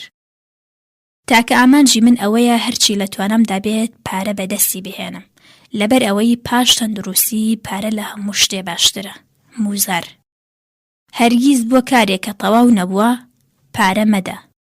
جاکسۆن براون. بەندی شەشەم پیاهەڵدان، دەرخستنی ملکەچی و خۆشەویستی، عیبە، لووتبەرزی واتە لە خۆبایی، ڕاستگۆ. پیاهەڵدان خۆشەویستی لە نێو خەڵکیدا پەیدا دەکات. پێش ئەوەی بە دوای عیبەی خەڵکیەوە بیت لەبارەی هەڵەکانی خۆتەوە بدوێ. عیبەکانی خەڵکی مامۆستایانی باشن. پرسیار یان کارێکە دەتەوێت لایەنی بەرامبەر ئەنجامی بدات، ئەوەندە بێتۆکڵ بیخەرە ڕوو کە لایەنی بەرامبەر ناچار بێ ئەنجامی بدات. لە ژیانی دۆستانەدا و پەیوەندی دڵسۆزی و خۆشەویستی وەکو ڕۆنی ئۆتۆمبیل کە دەکرێتە ناویەوە و پێویستی شەتیەی بکرێ، چونکە ئەگەر ڕۆنی تێنەکەی ئۆتۆمبیلەکە کار ناکات و ئەگەر لەو دۆستایەتیەشدا دەرخستنی ملکەچی و خۆشەویستی و ڕێز نەبێت ناجێگیرە و لەرزۆک دەبێت. تۆڵستۆی. بیستنی عیبەکانمان ئەگەر پاش ڕێز و جوانکاری هونەرەکانمانەوە بێت دەبێت ئەوەندە لەسەرمان بە دروستی بخرێتە ڕوو، هەر وەک چۆن ئارایشگەر پێش ئەوەی گوێزانەکە بەکاربێنێ ڕوخسار سابوونکاری دەکات. ئەگەر ئەبینی کەسێ بە تۆ پێ ئەکەنێ بە دوای هۆکارەکەی دابگەڕێ. کەسی لە خۆبایی بوو ئامادەی ون ببێت و ڕێگەش لە خەڵکانی تر نەپرسێت. ئەگەر سەیری عیبەی خەڵکی بکەیت هەرگیز هاوڕێ پەیدا ناکەیت. خراپەکاران کەسانێکن بە دوای عیبەی خەڵکیەوەن و پاکیەکانیان نادیدە دەگرن، وەکو مێش لە جێگەی پیس و برینەکاندا دەنیشنەوە و لە جێگە پاکەکان دوور دەکەونەوە. ئەفلاتۆن. تەنها لەبەر ئەوەی بزانیت چێژێکی هەیە ماوەی 24 ساعتی ئایندە ڕخنە لە هیچ کەس و هیچ شتێک مەگرە. بەندی حەوتەم دوژمنی، حەسوودی، خراپگۆیی، باوەڕ. ئەگەر وا هەست بکەیت دوژمنێکی هەیە هەمیشە نابوتی. یەکێ لە ناودارترین دەرووناسی سەدەی 20 دەڵێ تەواوی تووڕەبوونەکان گەڕان بە دوای عیبەکان، قسە ناشرینەکان و حەسوودیەکانمان هەمووی لەبەر ئەوەیە هەوڵدانەکانمان هەمووی لە سەرزەنشتکردنی خەڵکیدایە. ئەگەر بەو کارەی کە دەیکەیت باوەڕت هەبێت و ئەگەر بۆ کارکردنی خەونەکانی خۆت دەست بە تەلاش بکەیت هەموو کارێ مەحاڵ نییە. لە تەواوی هەل و مەرجەکان، لە تەواوی ساتەکانی تەنیشت هاوڕێ نزیک دوژمن لە کۆڕی خێزاندا ئەگەر بمانەوێت لە کارەکانی خەڵکیدا ڕەخنە بگرین و خۆمان ناڕەحەت بکەین هەمیشە بەهانە هەیە. ئەگەر بم بنەمایە باوەڕت هەبێ کە ئێسقانی بەگەڵبووی فڵان مەشایخ وەیان دەستی پیرۆزی فڵان کەس تۆی چاکردوتەوە، باوەڕت هەبێ کە ئەم بیر و باوەڕە پڕۆپوچە یان ئەو کەسە نییە بوو بێتە هۆی چاکردنەوەی تۆ، بەڵکو ئەمە باوەڕی خودی خۆتە کەوای لێ کردووی ئەو کەسیان ئەو مەشایخە تۆی چاکردوتەوە و لە ویژدانت وا داناوە کە شیفابەخشە. ئێستا ئەگەر جێگای ئێسک و پرووسکەکان بگۆڕێتەوە بە کەسێتر، دیسانەوە کەسێکی تر ئەو جێگایە دەگرێتەوە و هەمان شیفا و دەرئەنجامی دەبێت. لەبیری بێت توانای دەرمانکردن و شیفابەخش لە خودی خۆتاندایە. ئەگەر ئەندێشە بە شێوەیەکی هزری دەربهێنی دنیا بە پێی مرادی دڵتان دەبێت. هەر ئایدیایەکت لە مێشکدا بێت و باوەڕت پێی هەبێ دڵنیا بە بینەری ئەو ئامانجە دەبیت. هەتا لە ڕاستی ڕەخنە بگرین هەمیشە دۆڕاوین.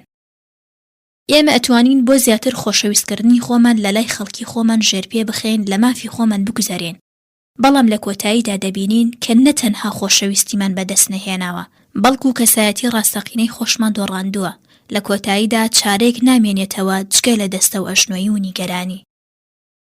ئەگەر بە ئامانجی خۆمان باوەڕمان هەبێ و بوارەکانمان لە بەرامبەرماندا ڕێژەیان کرد و ئەگەر باوەڕمان بێت کە کارەکان ڕێک لە ئاوەوە دەرناهێنرێن، بربەستەکان یەکەیەکە لە بەرامبەرماندا ئاڵای خۆ بەدەستەوەدان هەڵ ئەکەن. کەسێ تەنها یەک دین بناسێ دیندار نییە. ماکس مۆلر. کەسێک کە ئەگەڕێ بە دوای ناسینی خوادا باوەڕەکەی 100 ئەوەندە بەهێزترە لەو کەسانەی کە بەخوای نەبینرا و نەناسرا و باوەڕیان هەیە و بە دوای ناساندنیدا نەگەڕاون.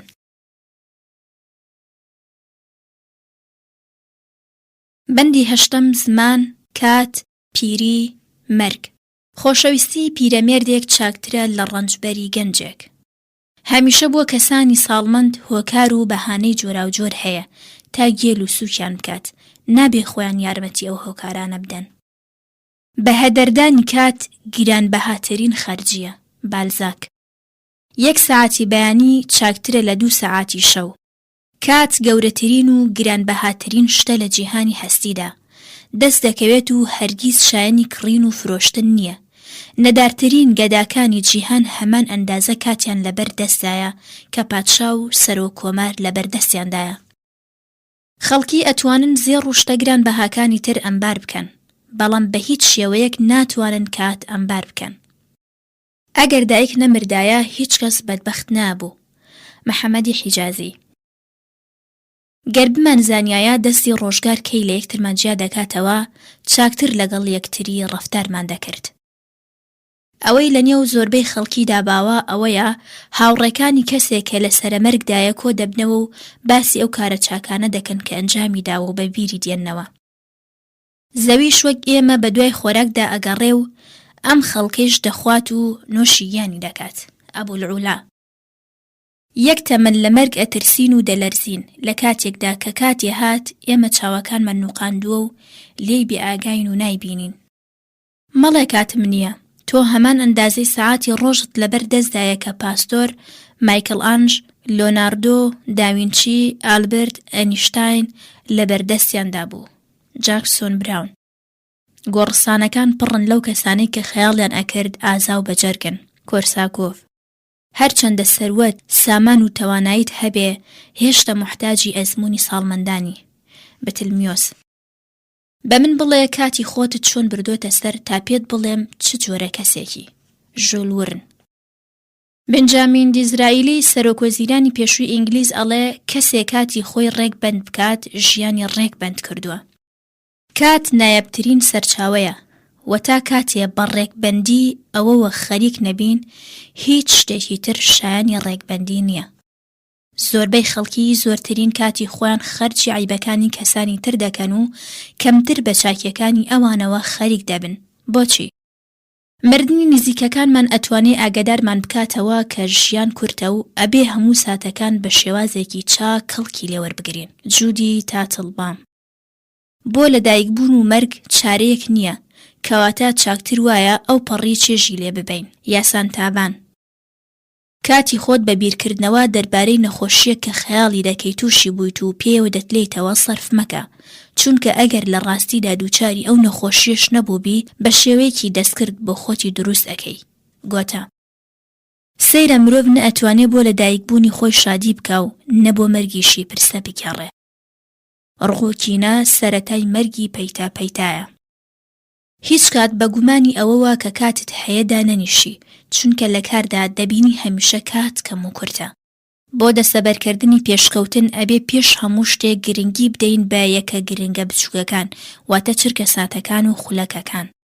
لەوانەیە سەروەتی لە کیسوو بە هەوڵ و کۆشش جارێکی تر بەدەست بهێنیتەوە و زانستی پشتگوێ خراو بە مەتاڵاکردن وە بیر بهێنیتەوە، بەڵام کات کە لە کیسوو بە هیچ شێوەیەک جارێکی تر بەدەست نایەتەوە بۆ هەمیشە لە ناوچەی هەتای نادیاردا دەسوڕێتەوە. بەندی نۆیەم هاوسەر، دایک، خێزان، هاوسەرگیری. لە کاروباری هاوسەرگیریدا ئەبێ بە وردی دەربارەی ئەو شتانەی لە یەکتری چاوەڕوان دەکەن باس و گفتوگۆ بکەن و بۆ یەکتری ڕوون بکەنەوە کە چ شتێ بەدەر لە سنووری داواکاریەکانی ئێوەدایە. سوزان کوئیلیام. هاوسەرگیری وەکو بازاڕ ڕۆشتنە، تا پارە و پولی نەبێ بۆ بازاڕ مەڕۆ. چارلی چاپلین. هاوسەرگیری تەنها زنجیرێکە کە هەمووان بە خواستوویستی خۆیان دەست و قاچی خۆیانی پێدەبەستن. فرانسۆ موریاک. دیقەت و وردی هەموو کەسێ لە جۆری هاوسەربوونیدا دەردەکەوێ.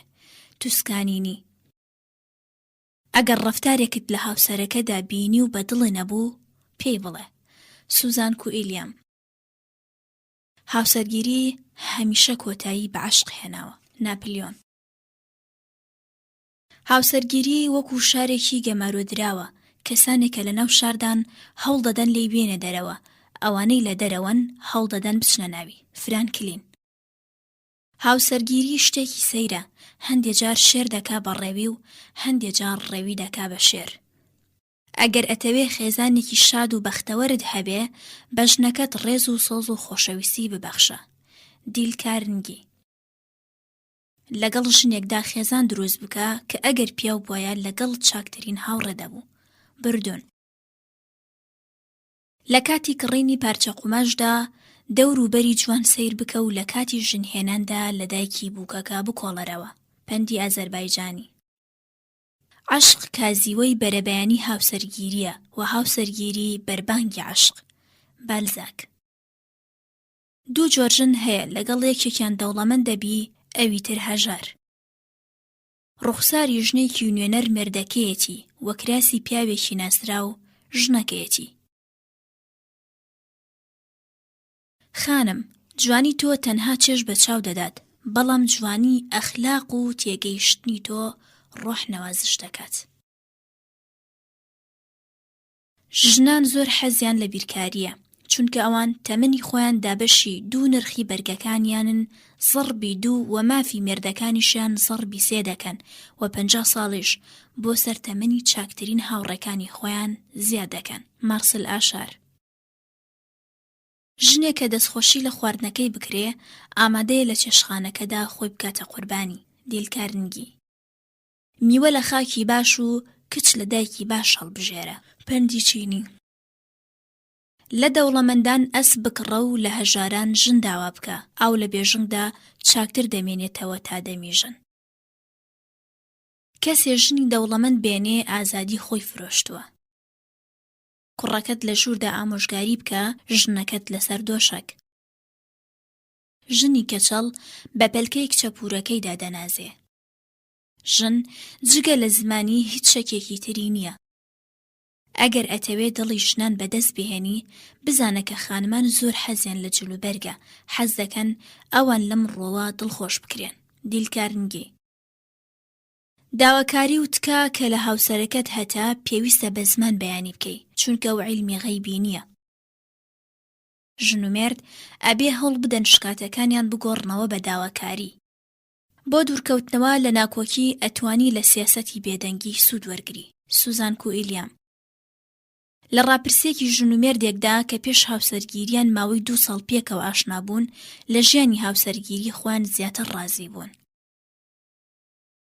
لە ڕاپرسێکی ئەم دوایەدا گونجاوترین و باشترین هاوسەرگیری ئەو کەسانە دەگرێتەوە کە لە 28 ساڵیدا خێزان دروست دەکەن.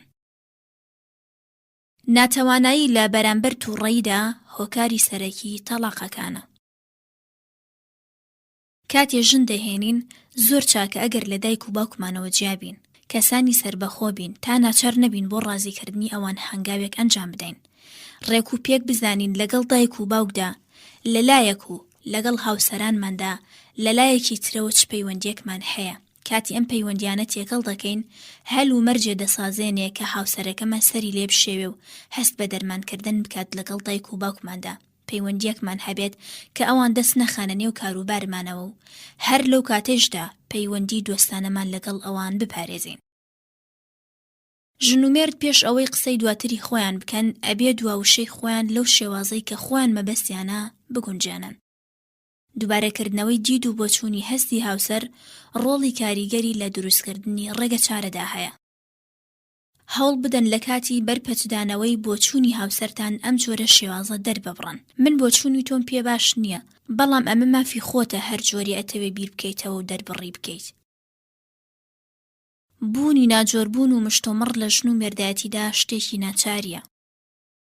من و هاوسەرەکەم بە زۆری لەم شێوازە سوود وەردەگرین، و لەبەر هەبوونی ناجۆری کە دێتە پێش، من و هاوسەرم دەمانەوێ هەر جۆرێک و بێت قسەکانمان بگەینی نەجێ، لە ناکەو بە هزری یەکێ لە ئێمەدا دێ کە بۆچوونێکی تر بە دەنگی بەرز بڵێتەوە.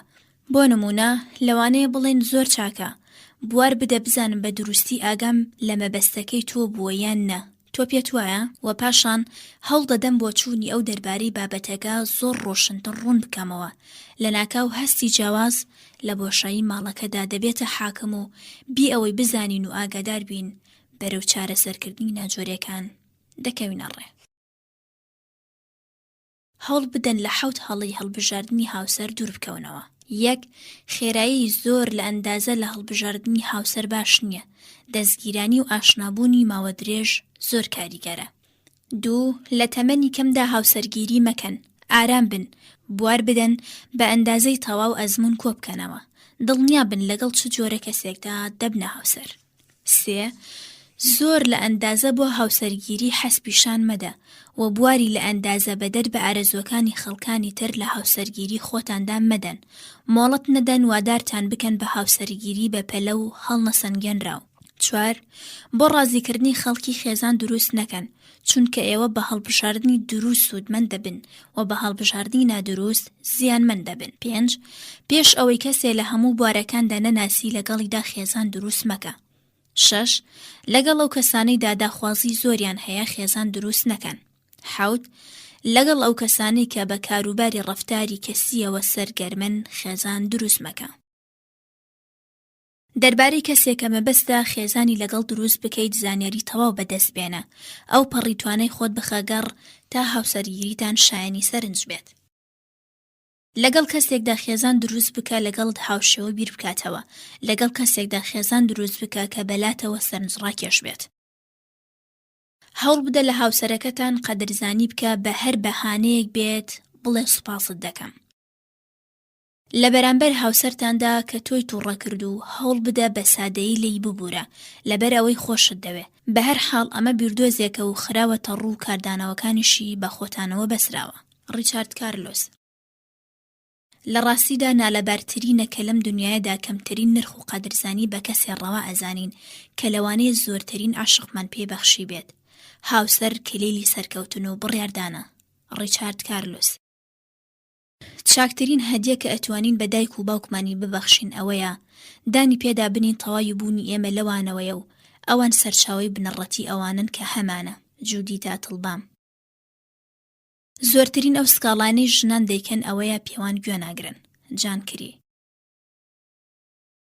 نیازەکانی عەشقی ژنان بریتین لە خەمخۆری و دڵسۆزی، دەرک و ڕێکەوتن، لایەنگری و دڵنەوایی، نرخ و پەسەندی، ڕێز، تەشویق.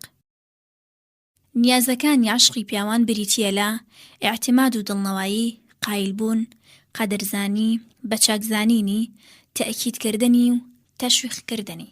جان کاری.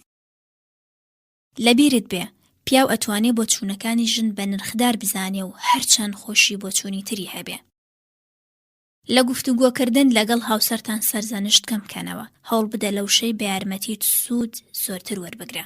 جان کاری. پیاو چاکترە لە هەڵبژاردننی هاوسەر زۆرتر لە هەستی بیستنی خۆی سوود وەرگرێ تا هەستی بینینی. لە نێو گریانەکاندا گریانی دایک دیارترە.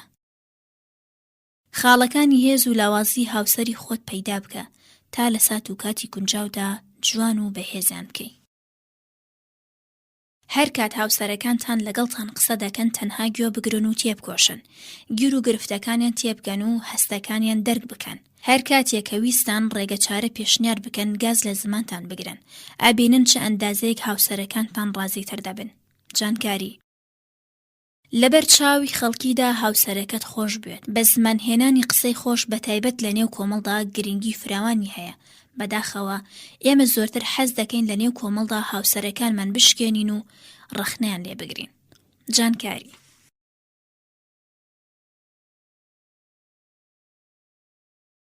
بەندی دەیەم زیندەگی، پەیوەندیەکان، سەرکەوتن، کۆڕ و کۆمەڵ. پەیوەندیەکی توند و تۆڵ ڕەشبێنی لە ناو دەبات. ئەگەر بوونی ڕازگۆیی لە نێواندا هەبێت هیچ کات هەوڵ نەدەن هەست و سۆزتان لە ناو بەرن لە پەیوەندیەکاندا هەست و سۆز زیاد بکەن. سوزان کۆئیلیان. ڕەنگە تۆش لە ژیاندا شکستگەلێکت بینی بێ، بەڵام نیگەرانی ئەوانە مەبە. بهێڵەم شکستانە تەنها بە ناونیشانی ئەزموونی فێربوون لە ژیاندا بخەیتە ڕوو. من پێم وایە فێربوونەکانم بە زۆری لە ئەنجامی پەندوەرگرتن لە شکستەکانمەوە بووە. ڕازی سەرکەوتن بەبێ هەوڵ دیسان وەک ڕازە. ناپلیۆن بۆناپەرت دوو ڕستەی زۆر جوانی دەربارەی ژیانەوە هەیە و ئەڵێ نەژادی مرۆڤ لە ساڵبوونی خەیاڵیدایە و وشەی ناممکن واژەیەکە لە قاموسی نەفامدایە. شوێنی نیشتەجێبوونت هەمیشە بگۆڕە، چونکە چێژی ژیان لە هەمەڕەنگیدایە. بەبێ گەڕان بە دوای ئامانجێکی دیاریکراودا زیندەگی چێژی نییە. خەندە چاکترین چەکی شەڕکردن لەگەڵ ژیاندا. ئاناتۆل فرانس. ژیانت کاتێ شیرین دەبێت لە پەنهانیدا کردار و گفتارتان چاک بێ. زەردەشت. ژیانی ئێوە لە کۆمەڵە خوڕەوشتێکی ئێوە پێکاتووە. هەرچی خوڕەوشتان چاکتر و باشتر بێ ژیانتان بەرزتر و جوانتر دەبێ. هەوڵ بدەن خوو بە ڕەوشتێکەوە بگرن کە خوازیارن بەسەر ژیانتانە فەرمانڕەوا بێ. هاکلی.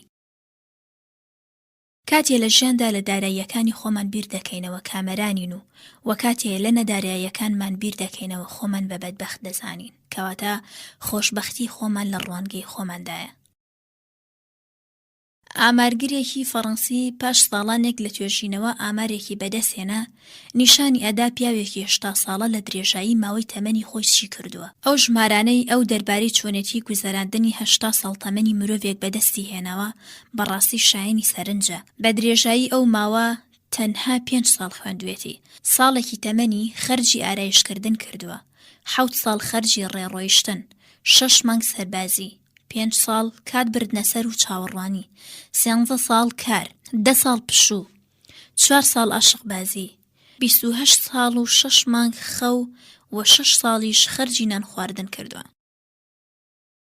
سەرکەوتن مافی کەسانێکە کە لە شکستەکانی خۆیان پەندیان وەرگرتووە. پێشکەوتن لە تەکنیکی ژیاندا نییە، لە تاکتیکی ژیاندایە. جۆرج ڤلز. لە نێوان خەڵکیدا شتێک نییە جگە لەو دیوارانەی خۆیان دروستیان کردووە. تۆڵستۆی. پەندێکە لە سمۆرەوە فێربین سوودبەخشە کە لە کاتی بازنانی بۆ لقەکان لای سەرەوەی لقەکان دەکاتە ئامانج تا بە ئاسانی بەسەر لقەکەدا بێتە خوارێ.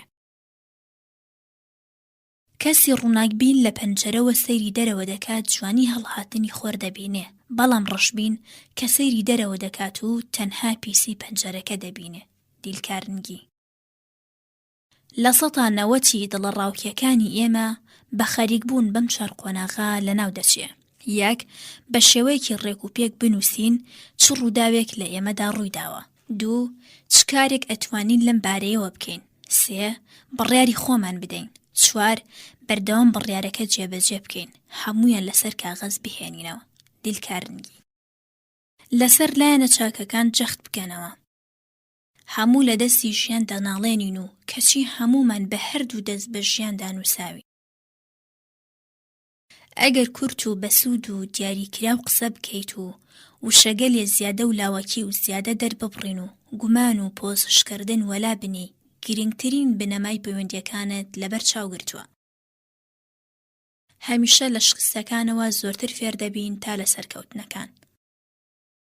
لە دنیادا تەنها کەسێ سەردەکەوێت کە چاوەڕوانی کەسانی تر نەکات و هەموو شتێک لە خۆی داوا بکات. چیلەر. ئێمە سەرکەوتنەکانمان دەکەینە جەژن، بەڵام شتێکی زیادەیان لێوە فێر نابین. لە کاتێکدا شکستەکان لە کاتی ئازاریشیاندا مامۆستان ئەگەر ئاوڕێک لە ڕابردوو بدەیتەوە سەرنج دەدەیت ئازارەکان و دژواریەکان لە ڕاستیدا خاڵگەلی سۆزی ژیانت بوون. درەوشاوەی ژیانت لە بیر و باوەڕتدایە. ڕێک هەمان ئەو ساتەی کە لە ڕادە بە دەرفراوان دەبی هەموو شتێ بەرەو نابوودی ڕادەکێشێ. شۆڕشی ژیان بەواتای قەدرزانیە لە هەموو شتێ و ڕۆنەچوونە لە هیچ شتێکی تر. ئەو شێوازانەی دەبنە هۆی ئەوەی تووڕە بکەویتە بەرچاو بریتین لە 1. شێوازی چەمانەوە و بە خۆدا ڕۆچوون. 2. تەپڵلێدان بە قاچ واتە پێکوتین بە زەویدا. 3. تەپڵلێدان بە پەنجەکان و تەقاندنیان. ئەو شێوازانەی نیشانی ئەدەن کەسێکی تووڕە و بێتەربیەت بکەویتە بەرچاو.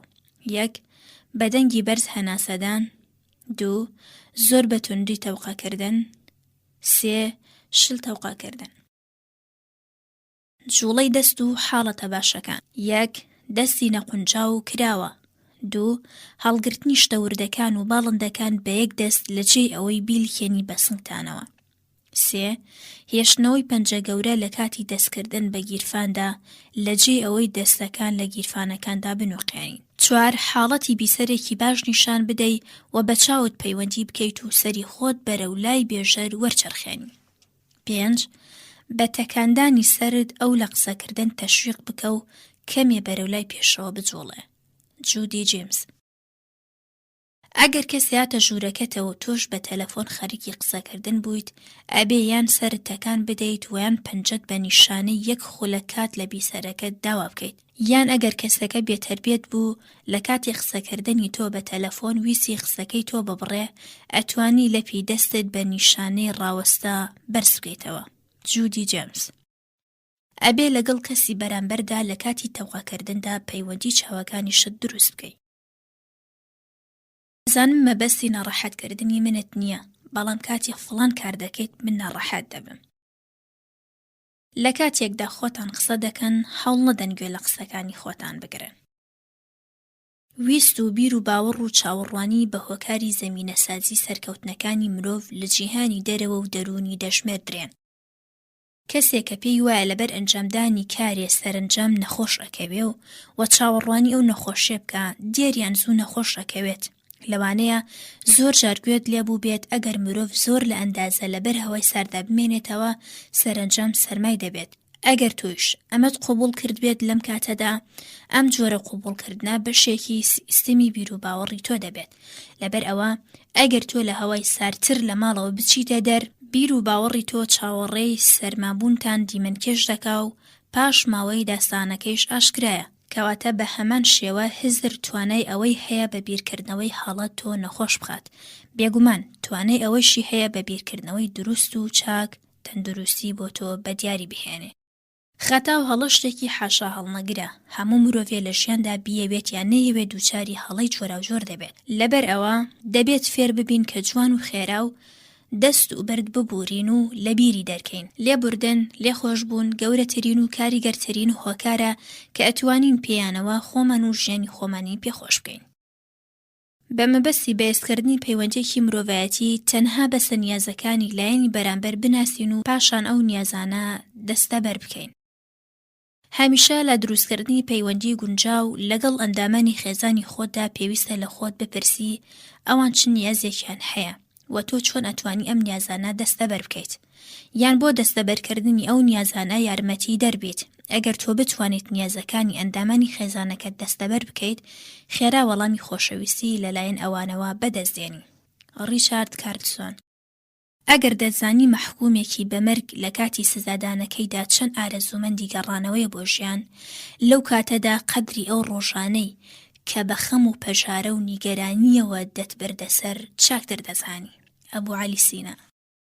5 شت هۆکاری سەرکەوتنن: 1 ئارامی، 2 ئومێدەواری، 3 پشتکار، 4 هەوڵ و کۆشش، 5 بیرکردنەوەی چاک و هەراسان نەبوون لە گیر و گرفتی ژیان.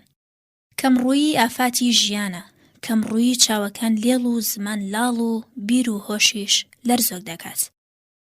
هەمان شێوەکە گفتوگۆ گرنگترین هۆکارە لە دروستکردنی پەیوەندیماندا، ناکۆکی لە ناوبەرترین هۆکارە. هەوڵ بدەن لە دەرفەتە جۆراوجۆرەکان بۆ گەیشتن بە داخوازەکانتان بەهرە بەرن.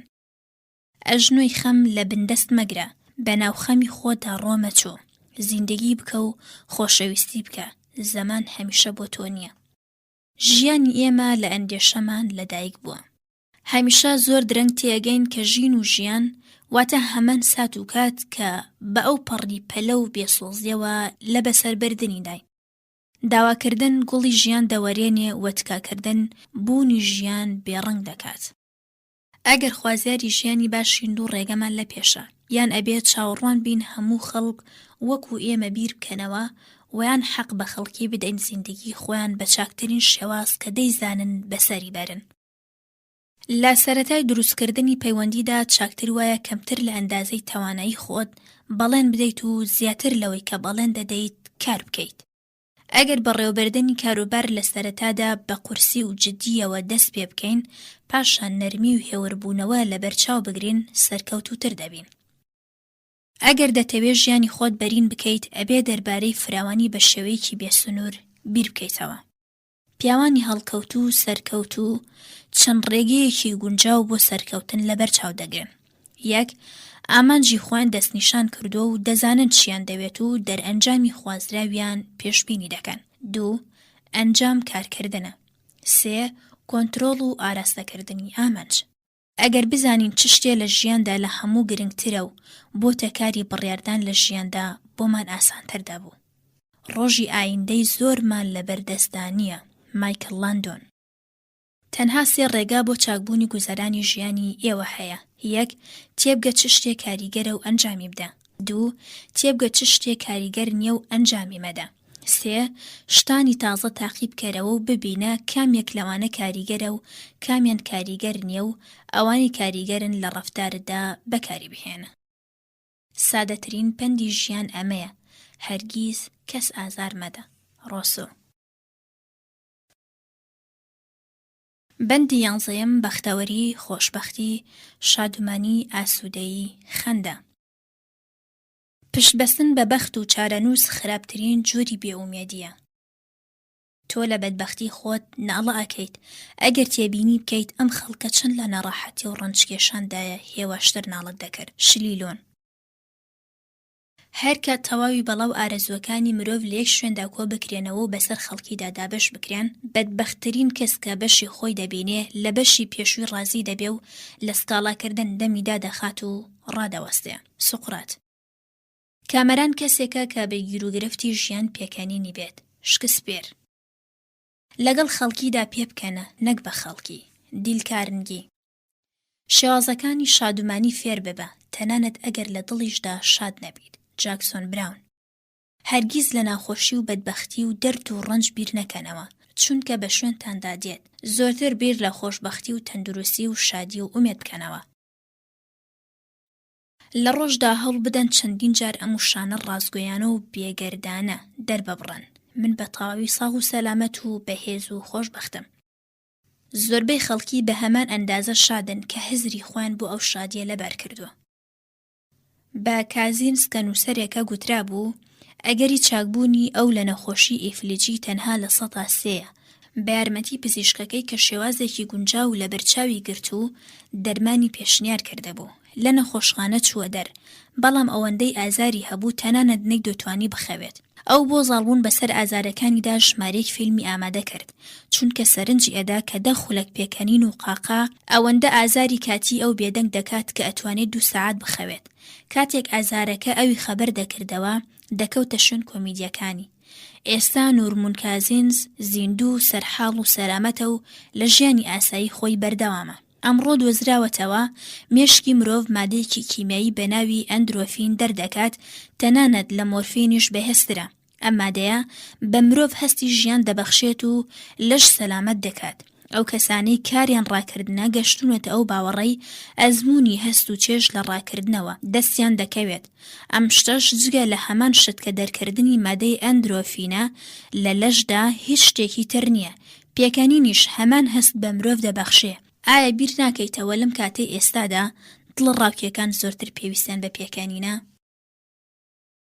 وەکاتێ پیرە پیاوەکە بە جلوبەرگی تەڕەوە خۆی کرد بە ژوورەکەی مندا و پێی گوتم بەو کەسانەی کە تۆیان بەم دەردە بردووە چی دوت؟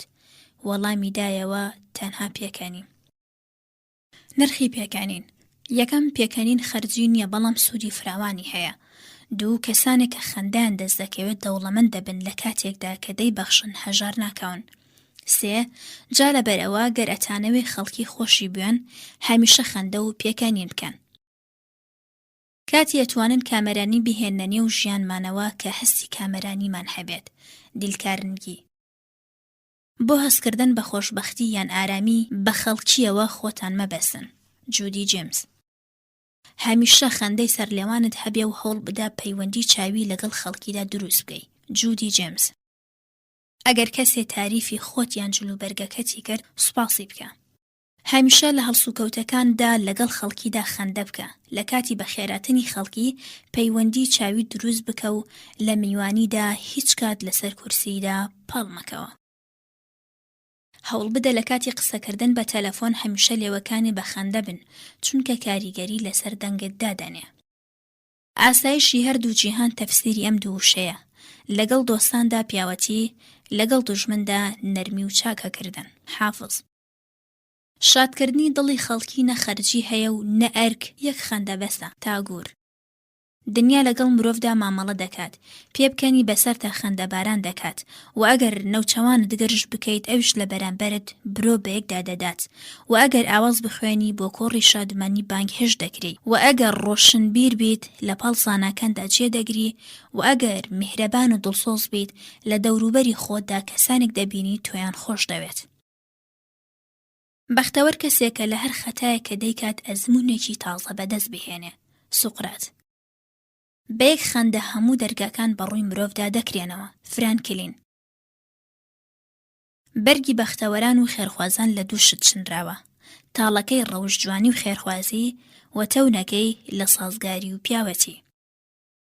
خەندە گەورەترین چەکی ڕوبەڕووبوونەوەیە لەگەڵ ژیاندا. ئاناتۆل فرانس. من خەندە بە مەشخەڵی مرۆڤایەتی دەزانم. هەر کەسێ خەندە لەسەر لێوانی بێت لە هەموو جەیەکدا بە خێرهاتنی دەکەن. خراپترین ڕۆژ ئەو ڕۆژەیە کە خەندەی تێدا نەبێت. پێکەنینی بیسەران پەیوەندی بەوەی کەوتراوە نییە، بەڵکو پەیوەندی بە شێوە و چۆنێتی دەربڕینی بابەتەکە و ئاوازەکەوە هەیە. هەوڵ بدە هەمیشە ئەم ڕستەیە لەگەڵ خۆتدا دووبارە بکەرەوە. سەلامەتی لە شم و دەروونم لە هەموو شتێ گرنگترە. لە هەندێ شوێن و کاتدا یەک خەندە زۆرتر لە گرژی و گرژڕۆیی ڕاستی لە دەمی خەڵکیەوە دەردەهێنێ. میوەی ئارامی بە درەختی بێدەنگیەوەیە. پەندی عەرەبی. خەندە ناڕەحەتی و گرفتەکانی ژیان کەمەکاتەوە و ئازارەکانی دەرونی دەسڕێتەوە. ئاناتۆل فرانس. بەسە تەنها ڕۆژێ 20 خولەک سەرنج بدەیت، تەنها 20 خولەک بێدەنگ لەسەر کورسیدا ئارام دانیشی، سەرنجی هەناسەی خۆت بدەیت، ئارام و دڵنیا هەناسە بدەیت، گوێ لە لێدانی دڵی خۆت بگریت تا ئارامی بەدەست بهێنی. خەندە کورتترین ماوەی نێوان دوو کەسە. خەندە دوژمن دەکاتە هاوڕێ. تەنها شتێ لەم جیهانەدا شایانی نرخپێدانە، ئەویش ڕاستگۆییە. گەر بتەوێت بۆ تەواوی ئەو نیعمەتانەی کە پەروەردگار پێتی داوە سوپاسی بکەیت، ئیتر کات بۆ گلەییکردن نەماوە. خۆشی و ئیسراحەتی هەمیشەیی لە تەواوی ژیاندا شتێکە کە هیچ کەسێ ناتوانێت بیگرێتە ئەستۆ، وەک ئەوە وایە مرۆڤ لەم دنیایەدا بە ئازار و ئەشکەنجەی دۆزەخ سزادرابێ. بەرنارد شۆ. کەسی ڕازی نەبێ بە بەشی کەم بە هیچ شتێکی تر ڕازی نابێ. ژول سیمۆن. خەندەیەک چ کەسێ ئەزانێ کە یەک خەندە ئەتوانێت چی بکە؟ لوئی زێفەر. بەندی 12 ئازادی تەندروستی. ئازادی ڕاستەقینە ئەوە نییە هەرچی حەزی لێ بکەیت ئەنجامی بدەیت، بەڵکو ئەوەیە ئەوەی کە مافمانە ئەنجامی بدەین. ئازادی شتێکە لە سەلامەتی دەچێت، ئەم دوانە هەتا لە دەستی نەدەیت قەدریان نازانین. ڤالتۆر. ئازادی هیچ کات چاوەڕوانیمان ناکات، ئەبێ ئێمە لە داواکردنی بەدڵ و گیان درێخی نەکەین، لە هیچ جێگایەک و هیچ مێژوویەکدا شک نابین ئازادی و دیموکراسی ئاسان و سادە دەستکەوت بێ. ئیمرسۆن. ئەبێ ئازادی بە شێوەیەکی کاتی لەدەست بدەین تا بتوانین بۆ هەمیشە پارێزگاری لێ بکەین. زۆربەی سیاسەتمەداران ئەم بابەتە بەسەخت دەزانن کە نابێ میلەتی ئازاد بێت، مەگەر ئەو کاتەی شیاوی ئەو ئازادیە بن ئەم ئامۆژگاریە لە کاری شێتێکی نێودارستانێکی کۆن هاتووە کە بڕیاری دابوو نەڕواتە ناو ئاو مەگەر فێری مەلەکردن بێت. ئەوەی کە دەخورێ هۆکاری برینی گەدە نییە، بەڵکو ئەوەی تۆ دەیخۆی هۆکاری برینی گەدەیە. ئەو کەسەی لاشەی ساغیە هەیە، گەنج و سامانی هەیە و خۆشی نازانێ. لە گلادسۆن یان پرسی تەندروستی تۆ چۆنە؟ لە وەڵام داوتی من 32 دانم هەیە و هەر پارو 132 جار دەیجووم، ئایا ئەتەوێ ساغ نەبم؟ ناپلیۆن. ئاژەڵ دەچڕێ مرۆڤ دەیخوات، تەنها مرۆڤی ژیر و دانە ئەزانێ کە چ شتێک بخوات و چۆن بیخوات. ساوارن. بەیانی سێوێک بخۆ پێویستت بە پزیشک نابێ. زۆر خواردن باوکی دەردەکانە و کەم خواردن باوکی دەرمانەکان. پرۆفیسۆر کامپۆ. نانی بەیانی بەتەنها بخۆ، نیوەڕۆ لەگەڵ هاوڕێدا و ئێوارە بدە بە دوژمن. خواردنێکە خەڵکی بە ساغی دەیهێڵێتەوە ئەوە نییە کە دەیخوات، بەڵکو خواردنێکە کە باش هەرز دەبێ. ئەنیشتاین. حەب و دەرمان بەشێکی دانەبڕاوی ژیانی ئەمڕۆیە. تۆ چەکمەچەی هەر مێزێک ڕابکێشی جۆرەها حەپی سوور، شین و وەنەوشەی و شوشەی جۆرە و جۆرەکانی دەرمان پەیدا دەکەیت. عەسەبی دەبین حەب دەخۆین، خواردن دێر هەرز دەبێ حەب دەخۆین، بێتاقەتین حەب دەخۆین، بە کورتی ناهێڵین لە شکارە سروشتێکی خۆی بکات. بە زۆر حەب و دەرمان دەکەینە نێو گەدەمانەوە تا ئەو کاتە ناچار دەبین زیانەکانی ئەو حەب و خواردنانە بە حەب چارەسەر بکەین. ئەم گەشتە زنجیرەیە هەروەها بەردەوامە تا دەگەینە مرۆڤی حەپی.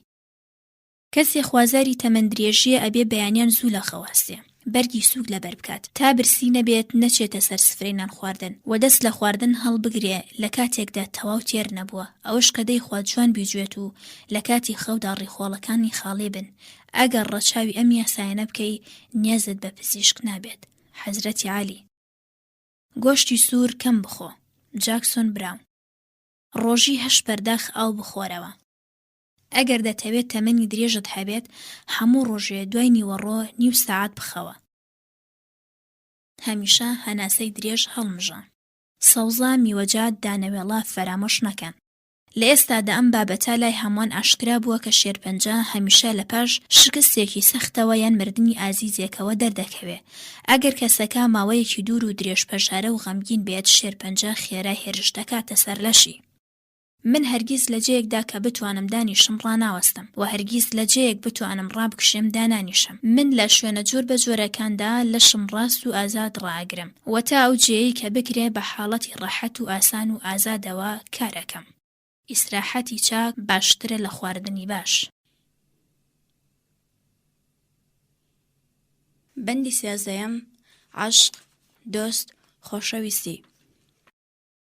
پارێزگار و پشتیوانی بێ و گوێ لە خستەکانی بگرێ و لە باوەشی بگرێ لەگەڵیدا عەشقبازی بکات. سوزان کوئیلیام.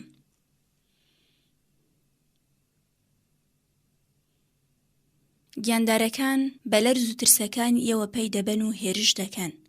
ئەگەر ئەوانتان خۆش بێت هێرش ناکەنە سەرتان. حاڵەتی هەندێک لە مرۆڤەکان وانین. ئاگادار بن ئەوانە وادار نەکەن هێرش بکەنە سەرتان. پرسیارم کرد هاوڕێ چاکەیان برا. وتی هاوڕێ برایەکە کە مرۆڤ بە گوێرەی ئارەزووی خۆی هەڵی دەبژێرێ. ئامیل فاکو. هەندێ هەمیشە دەناڵێنن کە گوڵی سوور دڕکی هەیە. ئێمە ئەبێ شاد بین چونکە دژەکانیش گوڵیان هەیە. ئالفۆنسکار. هەرچی زۆرتر دۆستت هەبێ ئاسانتر زیندگی دەکەیت. هەرکەس دۆستایەتی لەگەڵ تۆ ڕاگەیاند تا بە هەموو جۆرێ تاقی نەکەیتەوە بە دۆست وەری مەگرە. حتا ئەتوانی میهرەبان بە. جاکسۆن براون. هیچ هەلێک بۆ دەسێنانی خۆشەویستی لە دەست مەدە. جاکسۆن براون. هەموو بە شوێن هاوڕێیەتیدا دەگەڕین، هەموانیش تەنها لە هاوڕێ چاوەڕوانی هاوڕێیەتی دەکەن. تەنها لەگەڵ دایکمدا هونەری هاوڕێگرتنم بەکار نەهێنا، بەڵام ئەو زیاتر لە هەمووان خۆشەویستی پێبەخشیم. دیلکارنگی. عاشق تەنها جوانی ڕوخسار دەبێ، عەقڵ چاوانی ڕەفتار و عاریفی هەردوو جوانێکەیە. گۆتە. لە کاتی هەڵبژاردننی هاوڕێدا شان بەشانی ئەوە هەوڵ بدات تا کەسانێکە چاکتر و میهرەبانتر و دڵسۆزترن بکەرە هاوڕێ تا لە ژێر کیمەی هاوڕێیەتی و ئەخلاق جوانی ئەواندا هەستی ئەوە بگۆڕێ بە زێڕ. کازم زادە. هاوڕێکانت ئەبێ وەک ئەو کتێبانی کە دەیخوێنیتەوە کەم و هەڵبژاردە بن. ئەو دۆستانەی کە هەتە و تاقی کردوونەتەوە بە قولاپی پۆڵاین بە گیان و دڵی خۆتدا بیان بەسە و پارێزگاریان لێ بکە. شکسپێر. یەکێ لە سەختترین تاقیکردنەوەکانی دۆست ئەوەیە عیبەی دۆستەکانت ئاشکرا بکەیت. دۆستی ئەوەیە کە تۆ کەسێکت ئەوەندە خۆش بێت کە حەز نەکەیت لەودا عیبەیەک ببینی و بە نەرمی و میهرەبانیەوە ڕاستیەکانی پێ بڵێ. دەستنیشانکردنی عەشقی ڕاستەقینە لە عەشقەکانی تر تەنها پێوەرێکی هەیە. عەشقی ڕاستەقینە بێ بەرامبەرە و بەبێ تەوەقوع خۆی ڕائەگرێ. بهێڵن عەشق و دۆستی کەمکەم بە لووتکەی خۆی بگات. ئەگەر ئەم گەیشتنە خێرا بێت لە ناکاو لە نەفس بەردەبێتەوە و ڕائەوەستێ. ڕێک لەو ساتەی کە زیاد لە ئەندازە بە شتێکەوە گرێ دەدرێی هەموو شتێ بەرەو نابوودی دەچێ. شۆڕشی زیندەگی بەواتای قەدەرزانی لە هەموو شتێک و خۆگریێنەدان بە هەموو شتێکەوەیە. پردەکانی پشتەسەر تێک مەدە، سەرسام دەبی ئەگەر بزانی چەند جاری تر ناچار دەبی لە هەمان ڕووبارەوە بپەڕیتەوە. شوێنکەوتنی لە ئەندازە بەدەری هەر شتێ بەواتای ڕاونانی ئەو شتەیە. بەسە بە شوێن معشوقی خۆتەوە بی تا ڕاوی بنیت. ئاندرۆمەتیۆس. یەکێ لە گرنگترین پێداویستەکانی ژیانێکی پڕچالاکی و لەبار و گونجاو باوەڕ بەخۆبوونە کەواتاکەی ئیسراحەتکردنی خۆتە و پەیداکردنی هەستێکی باش دەربارەی دۆستەکانتە. هەرگیز لە بیری تۆڵەسەندنەوە لە دوژمنەکاندا مەبە، چونکە ئەوەندەی خۆت ناڕەحەت دەکەیت ئەوان ئازار نادەیت. ئەیزنهاور دەڵێ هەرگیز ساتێک لە تەمەنم بە بیرکردنەوە لەو کەسانی کە خۆشم ناوێن بە هەدەر نەداوە. 5 دەستور بۆ ئەوەی خەڵکی خۆشیان بوێیت. هەمیشە خەندە بکە، ناوی هەموو کەسێ بەلای خۆیەوە خۆشترین ناوە، بیسەرێکی باش بیت، خەڵکی تەشویق بکە بە قسەکردن. هەروەها لەبارەی ئەو شتەوە کە خەڵکی حەزی لێ دەکەن قسە بکە، لە کاتی ئاشنابوون لەگەڵ خەڵکیدا هەوڵ بدە و تێ بکۆشە تا نیشانی بدەیت بوونی ئەوان بەلاتەوە گرنگە. دیلکارنگی. بۆ چوونە نێو دڵی خەڵکیەوە ئەبێ دەربارەی ئەو بابەتانەی کە ئەوان حەزی لێ دەکەن قسە بکەیت. ئەگەر خوازیاری دوژمنایەتیت، خۆت لە دۆستەکانت بە چاکتر بزانە، بەڵام ئەگەر دۆستایەتی دەوێت بهێڵە دۆستەکانت خۆیان لە تۆ بە چاکتر بزانن. فێر بن خۆتان خۆش بێت، کافینی ئەگەر خەڵکی خۆشی بێن. خودی خۆتان ئەبێ بۆ باوەڕە بگەن کە خۆشەویستیت. بۆ خۆشویستنی خۆتان ناچار نین بۆ بەدەستهێنانی میهرەبانی و عاشق لە خەڵکی بپاڕێنەوە. زۆر جوانە بابەتێکی تەواو شەخسی لەگەڵ کەسێکدا بخەیتە نێو باسەوە و ئەو بە تۆ بڵێ چاک تێگەم، چی دەڵێ، یان بۆ منیش هەمان ڕوودا و ڕووی داوە، یان من هەمیشە هەمان هەستم هەبوو. ئەم جۆرە گەرموگوڕیە دیدگای تازە پەیدا دەکات. کەسێک بە هاوسەرەکەی دەڵێ من نیازم بە تۆیە و بەبێ تۆ ناتوانم بژیم، بەڵام ئەمە عاشق نییە، برسێتیە. تۆ ناتوانی لە یەک کاتدا کەسێکت خۆش بێت و نیازمەندیشی بێت. عاشقی ڕاستەقینە کەسێکە معشوقەکەی خۆی ئازاد بکات تا هەر خۆی بێت. لە عاشقدا زۆر نییە. عاشق واتە بواردان بە هەڵبژاردننی معشوق. لێرەشدا قسەکردن دەربارەی پیاڵانە بۆ ئەوەی کەسێ بەدەست بهێنی ئازاد و ڕەهای بکە. ساوایان بەبێ عشق و خۆشەویستی گەشە ناکەن و گەورە ساڵانیش لەو بوارەدا بەدەرنین. ئەگەر لە تەواوی ژیاندا لە وشەی سوپاس ئامێز سوپاست دەکەم کەڵکت وەرگرت بێ، هەر ئەوە بەسە. من لەگەڵ ژن و پیاو ئەو قسەیەم گوێ لێ بووە کە تەنها شتێ بە درێژایی تەمەنم ئارەزومەندی بووم. ئەوە بۆ ڕۆژێ لە ڕۆژان لە باوکم ببیستم کە خۆشی ئەوێم و شانازیم پێوە بکات. گەر بێگەرد و ڕازگۆ بین، دەبێت دان بەوەدا بنین تەواوی ئەو کارانەی لە ژیاندا ئەنجامی دەدەین هەوڵدانە بۆ بەدەستهێنانی عاشق و خۆشەویستی. تەواوی ئەو کەسانەی لە شەقامدا بەلاتدا تێپەڕ دەبن، تەواوی ئەو کەسانە لە فەرمانگە و شوێنی کاردا دەیان بینی هەمویان توێنی عاشق و خۆشەویستین. بەڵام هەندێک لە خەڵکی بۆ بەدەستهێنانی خۆشویستنی کەسانی تر کاری سەرسام و شێتانە دەکەن. بۆ ئەوەی دۆستایەتیت لەگەڵ خەڵکیدا بمێنێتەوە، کەمتر بیان خەرەژێر باس و لە کۆڵینەوە و کەمتر لە جێی داوەریدا دابنیشە، بهێڵاوەی دەیانەوێت لەبەری کەن و بیپۆشن. لەبارەی دۆستەکانتان چاکترم پرسیارانە بکەن. یەکەم، ئایا ئەو یارمەتی گەشەکردنی من دەدات؟ دووەم، ئایا لە دیدی منەوە کەسێکی چاک و شیاوی ڕێز لەگرتنە؟ سێەم، ئایا پاڵپشتی یەکتری دەکەین؟ چوارەم، ئایا بەرژەوەندی هاوبەشمان هەیە؟ پێنجەم، ئایا لە چۆنێتی کات بەسەربردن ویان تەلەفۆنکردن لەگەڵیدا هەست بە شادی دەکەم؟ لە ڕاستیدا ئەوەی بەلای مناڵانەوە گرنگە گوێگرتنە لێیان و بەخشینی خۆشەویستی بێبەرامبەرە و بەس. هەموومان نیازمان وایە خەڵکی خۆشیان بوێن و ئێمەش ناز بەسەریاندا بکەین. نیازمەندین سەرنجمان بدەن و تەشویقمان بکەن. ڕاوە بۆ خۆشویستنی خۆمان. شێوازێکی جوان بۆ فێرکردنی خۆمان بە عاشق و خۆشەویستی ئەوەیە لە بەردەم ئاوێنەدا ڕاوەستین و بە دەنگی بەرز بە خۆمان بڵێن خۆشم ئەوێت، پێویستم بە تۆیە و ئەو پەڕی ڕێزت لە دەگرم. تۆ گرانترین کەسی ژیانی منی و بەبێت تۆ هیچ کارێک ناتوانم ئەنجام بدەم و لەم بابەتانە.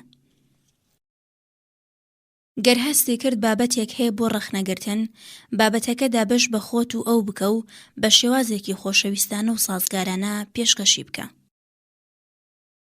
کتێب بکڕە و لە بۆنە جۆرە و جۆرەکاندا بە دیاری بیدە بە هاوڕەکانت. خۆزگە دۆستەکانی شۆک و دوژمن یەک ڕەنگ و جێگیر بوونایە. خۆشت بوێت ئەو کەسەی پندت پێدەدا، نەک ئەو کەسەی کە ستایشت دەکا. تا ئەتوانی هاوڕێیانی دڵسۆز پەیدا بکە و بزانە هەرچەند زۆرتر دۆست پەیدا بکەیت لە ژیاندا سەرکەوتووتر دەبی. لە پاشملە نابێت قسە بە دوژمنیش بڵێت چ بگات بە دۆست. ئەگەر خوازیاری دۆستایەتیت خەڵکی بە گاڵتەجار ڕووکەم سەیر مەکە و سەرزەنشتی کەس مەکە تا خۆشەویست بیت. هەمیشە خۆت لە جێی خەڵکیدا بنێ و لە دیدی ئەوانەوە سەیری کارەکان بکە. ئەگەر دەتەوێت خۆشەویست بیت، هەڵەکانت لە پێش شاکەکانت بخەرە ڕوو. ئەگەر دەتەوێت دوژمن بە ڕازت نەزانێ بە دۆستی مەڵێ. خۆشەویستی گەورەترین ڕازی کامەرانیە. چاکە و گەورەیی یەکێ لە بەهێزترین دیمەنەکانی عەشق و خۆشەویستیە. تەنها شتێ پێویستە بیزانین ئەوەیە کە عەشقی خۆت بۆ کەسانی تروا بخەڕوو، هەروەک ئەوەی کە حەز دەکەی خەڵکی بۆ خودی خۆتان بیخەنە ڕوو. کاری وا بکە کە خەڵکی خۆیان کەمێ زیاتر لە تۆ خۆشتر بێت و ئەو کاتە من بەڵێنت پێدەدەم تۆیان زۆر چاک خۆش دەوێت. تاکە ڕێگەی دۆست پەیداکردن ئەوەیە سەرەتا خۆمان دۆستایەتی نیشان بدەین. کەسێک کە هاواست و هاوشانی تۆ نییە بە دۆستی مەگرە. چاکە خوازی و جوانکاریەکی هاوڕێیانت گوێبیست بە. لە بەرامبەر هەر شتێکدا ئەتوانی خۆت ڕاگری.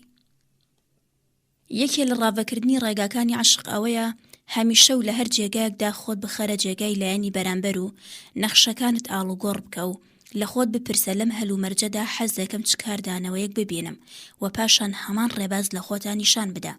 دوودڵ مەبە کە ئەم ڕەوشە بە تەواوی کارا دەبێت. کاتی ڕاستیانە هەوڵ دەدەیت کە لە بەرامبەر کەسانی تردا هەمان ڕەفتار بکەیت کە بەلای خۆمانەوە پەسەندە، زۆر میهرەبانتر، دڵسۆزتر، ئارامتر دەبین. لەگەڵ کەسانی تردا هەمان ڕەفتارت هەبێ کە لەوان چاوەڕێی دەکەیت. چاکترین شێواز بۆ ڕاکێشانی خۆشەویستی کەسانی تر چاکەکردنە دەربارەیان. هەزار دۆست هەرگیز کاری یەک دوژمن ئەنجام نادەن. بە مامۆستاکەی خۆمم وت چی بکەم تا خەڵکی منیان خۆش بێت، وتی درۆ مەکە و بە زمان کەس مەڕەنجێنە. عەشق واتە خۆشەویستی و نەگەیشتن. من ناتوانم نوسخەیەکتان بۆ سەرکەوتن پێ بدەم، بەڵام ئەتوانم نوسخەیەکی سەر نەکەوتنتان پێ بدەم تێ بکۆشن بۆ ئەوەی هەموو کەس خۆشیان بووێن. لە کۆکردنەوەی هاوڕێیان دوورخستنەوەیان پەلە مەکە. گەورەترین عەشق عەشقێکە هەموو شتێک ئەدات وە لە بەرامبەردا هیچ شتێکی ناوێت. هەموو عاشقی ئارەزومەندە بۆ وەڵامێک لە معشوق، بەڵام عاشقی ڕاستەقینە لە هەمان حەز و ئارەزوودا هەرگیز شتێ داوا ناکات جگە لە مۆڵەتی مانەوە و ئامادەبوونی. پندێکی بودایی دەڵێ ئەگەر تەواوی جیهان بگەڕێیت هەرگیز کەسێ پەیدا ناکەیت کە بۆ بەخشینی عەشق لە خۆتان شایانتر بێ. هاوڕێ وەکو پارەیە، بۆ بەدەستهێنانی لە هێشتنەوەی ئاسانترە. وتم عەشق جاری یەکەم قبوڵکردنی بێبەند و مەرجی خەڵکی و داوەری نەکردنیانە. دووەم سیرکردن لە چاوی خەڵکیەوە و ویستنی چاکترین شت بۆیان. سێم هەنگاوی چاکنان بۆ خەڵکیە، هەنگاوێ بۆ یارمەتیدانیان بۆ ناسینی تواناکانیان و قەوارەیانە. بەندی چوارەم ترس. وتویان ئەندێشەکانی ترس بە خێرایی مرۆڤ لەناو دەبات. کەسانێک کە لەگەڵ ترسدا ترسی نەخۆشکەوتن زیندگی دەکەن، کەسانێکن نەخۆش دەکەون. دڵە ڕاوکێ بە خێرایی لەش داواز و ئامادە بوو هەر نەخۆشیەک دەکات. بیرکردنەوەی خراپ تەنانەت ئەگەر لە لەشدا شوێن پێی خۆی دیاری نەکات بە خێرایی زنجیرەی ئەعساب دەروون تێک و پێک دەدات. ئامرسون دەڵێ کاری ئەنجام بدەن کە ترستان لێیەتی، لەو کاتەدا دیمەنی مەرگی ترس بەچاو دەبینن.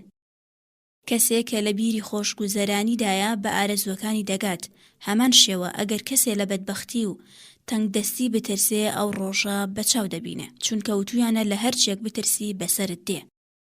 هیچ کارەسات و ڕووداوێک بەسەرتانە نایەت مەگەر ئەوەی لەوە و پێش بیرتان لێ کرد بێتەوە یان بە شێوەیەکی تر ترستان لێی بوو بێت. کارێک کە لێی دەترسی ئەنجامی بدە تا ترسان بڕەوێتەوە. ترسەکانتان گەورە نەکەن و پیان پێ بکەنن، خەندە چاکترین دەرمانە. ئێمە لە سەرەتای دەستپێکردنی کارێکدا لە خۆبەختکردن و بۆ کارێک و تەنانەت لە پێش دەستپێکردن هەست بە شکست دەکەین. شکسپێر دەڵێت دڵە ڕاوکیەکانمان خائینانێکن کە ترس لە لەشماندا دەوروژێن و بەرپا دەکەن و ئێمە دەکەنە دۆڕاوی ئەو شتانی کە دەمانتوانی براوی بووینایە. تەنها ڕێزاڵبوون بەسەر ترسدا شەڕکردنە لەگەڵیدا. ئێمە بە گۆڕانی خۆمان هەلومەرجیش دەگۆڕین. ترس بکوژی مرۆڤە، چ لە وەرزش، چ لە چاوپێکەوتندا، چ لە ماوەی وتاروێژیدا. لەسەر داواکاریەکانتان سوور بن، نەک لەسەر ترسەکانتان. دڵڕاوکیە و ترس هۆکاری شاراوی زۆربەی گرفتەکانی پەیوەست بە ساغی و سەلامەتی ئێمەیە. نزیکەی تەواوی گرفتەکانی مرۆڤ لە ترسەوەیە. لە جیهاندا ئەبێ لە یەک شت بترسی، ئەویش ترسە. لە خاو ڕۆیشتن مەترسە، لە ڕاوەستانی بێجوڵە بترسە. لە نەسازان مەترسە، بزانە کە میزەڵان لەگەڵ بادا ناسازە، نەک لەگەڵ بادا سازە و بەرەو سەر ئەڕوات. کەسێک کە ئەحتیات لە هەر شتێکدا دەکات ترسنۆکە و ترسنۆکیش ساخترە و زۆرتری شتەمن دەکات. تۆ ئەحتیات بکە و ساغ بمێنەرەوە، بهێڵە با خەڵکی تۆ بە ترسنۆک بزانن. کەسێک کە لە شکستی خۆی دەترسێت لە شکستی خۆی دڵنیایە. ئێمە دەبێت سەرنج بدەینە ئەوەی مەبەستمانە، نەک ئەوەی لێ دەترسین. ئەندێشەکانی ترس و دڵڕاوکیە و دوودڵی ئەنجامەکەی لاوازی و بێتواناییە. بەندی 15 کار. ئەگەر هەمان کار ئەنجام ئەدەی کە هەمیشە ئەنجامت داوە، هەمان شت بەدەستێنی کە هەمیشە بەدەستی هێناوە. ئاندرۆمەتیۆس. لەبیرت بێت تەنانەت ئەگەر ئەتەوێت کارێک ئەنجام بدەیت بە کەس بەڵێن نەدەیت. ڕیچارد کارلسۆن. توانە کار دەکات، ناتوانە پند ئەدات. زانین بەس نییە، ئەبێ کاریشی بۆ زیاد بکەن. ئەوەی بەو زانستەی کە هەیەی کار نەکات وەک نەخۆشیەکە کە دەرمانی هەبێت بەکاری نەبات. کارکردن بە کۆمپیوتەر فێر ببە. سەرنویشت و چارەنووس بەجێی خۆی، کۆشش و تەکبیریش بەجێی خۆی. بە بیان و چارەنووسەوە نابێ لە هەوڵ و کۆشش ڕاوەستی. هەمیشە و لە هەموو کارێکدا ئەو پەڕی هەوڵی خۆت بەکار ببە، نەک لە بەرامبەر ئەوەی خەڵکی بخەیتە ژێر کاریگەریەوە، لەبەر ئەوەی تەنها ڕێگەی چێژبردن لە کاردا.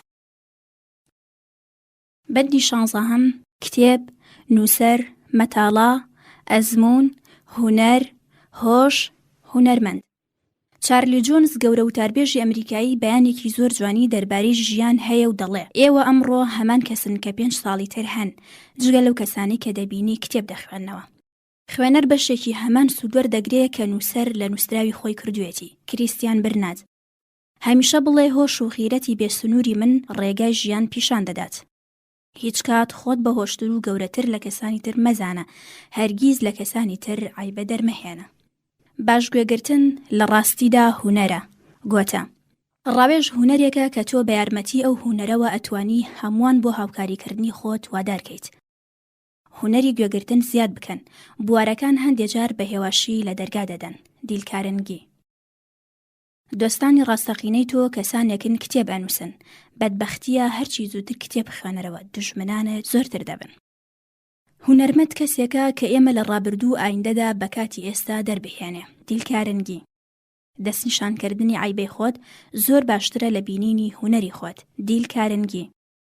خوێنەری چاک ئەتوانێت لە ساڵێکدا لە ڕۆژنامەکاندا زۆرتر لەو شتە بە سوودانە بخوێنێتەوە و فێر ببێ کە زانە گەورەکان لە کتێبخانەکانی خۆیاندا فێری دەبن. باشترین کتێبی ئاسمانی شەریفترین و بەسوودترین کتێبەکان بیۆگرافی و شەرحی حاڵە. تۆ لە یەک شەودا ئەم کتێبە دەخوێنیتەوە، بەڵام تەواوی مووی سەرم سپی کردووە لە پێناوی نووسینیدا. ئەو شتانەی کە من حەزم لە زانینیانە لە کتێبدایە و چاکترین هاوڕێ من ئەو کەسەیە کتێبێک بە من دەدا کە نەمخوێن بێتەوە. ڕاستگۆترین، بەسوودترین و هەمیشەیترین هاوڕێ بۆ هەموو کەسەیە کتێبە. ستونی پێشکەوتنی سەدەی 20ەم کتێب و چاپەمەنیەکانە. خوێندن و کارنەکردن وەکو کێڵاندن و تۆنەوەشاندنە. خۆشبەخت کەسێکە بە یەکێ لەم دووشتە دەستی دەگا، یەکێک کتێبە چاکەکان ویان هاوڕێیانی کە ئەهلی کتێبن. هەرگیز کتێب بە ئەمانەت نەدەیت بە کەس ئەگەر بڕوای تەواوی شت پێیان هەبێت. لە کتێبخانەکەی مندا تەنها ئەو کتێبانی تێدایە کە لە خەڵکی بە ئەمانەت وەرم گرتووە. ئاناتول فرانس. 1 ساعتی تەمەنی ڕابردوو بە هیچ نرخێک ناتوانێت بیگەڕیتەوە، بەڵام بەدانی چەند پارە و پولی بێنرخ ئەتوانی ئەزموونەکانی تەواوی تەمەنی گەورەترین عاقلانی جیهان کۆنتڕۆڵ بکەیت. ئەگەر ئەزموونەکانی ڕابردوو وە کەسە ڕابردووەکان بەکار بهێنین وەکو ئەوە وایە 2 جار تەمەن بکەیت. محەممەدی حیجازی. چ پێویست دەکات ماوەی کاتەکانی خۆت بۆ تاقیکردنەوەی ڕووداوەکان بە هەدەر بدەیت. دیدگای ئەو 1000 ڕووداوەی کەسانی تر کە ڕوویداوە ئەزموونەکانی خۆیان پێکامل کردووە، ئایا چاکتر نییە کورتەی ئەزموونەکانی ئەوان لە ژیاندا بکەیتە سەرمەشق؟ ئەوەی لە یەک شەوی نمایشدا فێری دەبین بەرهەمی کتێبە. شکۆداری پیاوانی گەورە لە شێوازی ڕەفتاریاندا لەگەڵ پیاوانی بچووکدا دەردەکەوێت. کاریلا. هەموو نووسەر و شاعیرێ ئەتوانێ بە بابەتەکانیدا بیان ناسینەوە. سەرەتا مێژووی سەرزەمینی خۆت بزانە، پاشان مێژووی خەڵکی بخوێنەوە.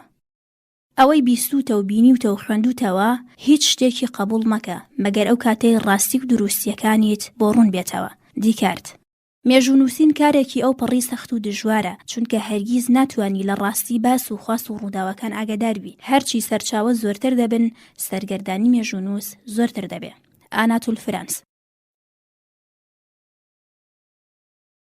بەندی 7 مرۆڤ خەڵکی.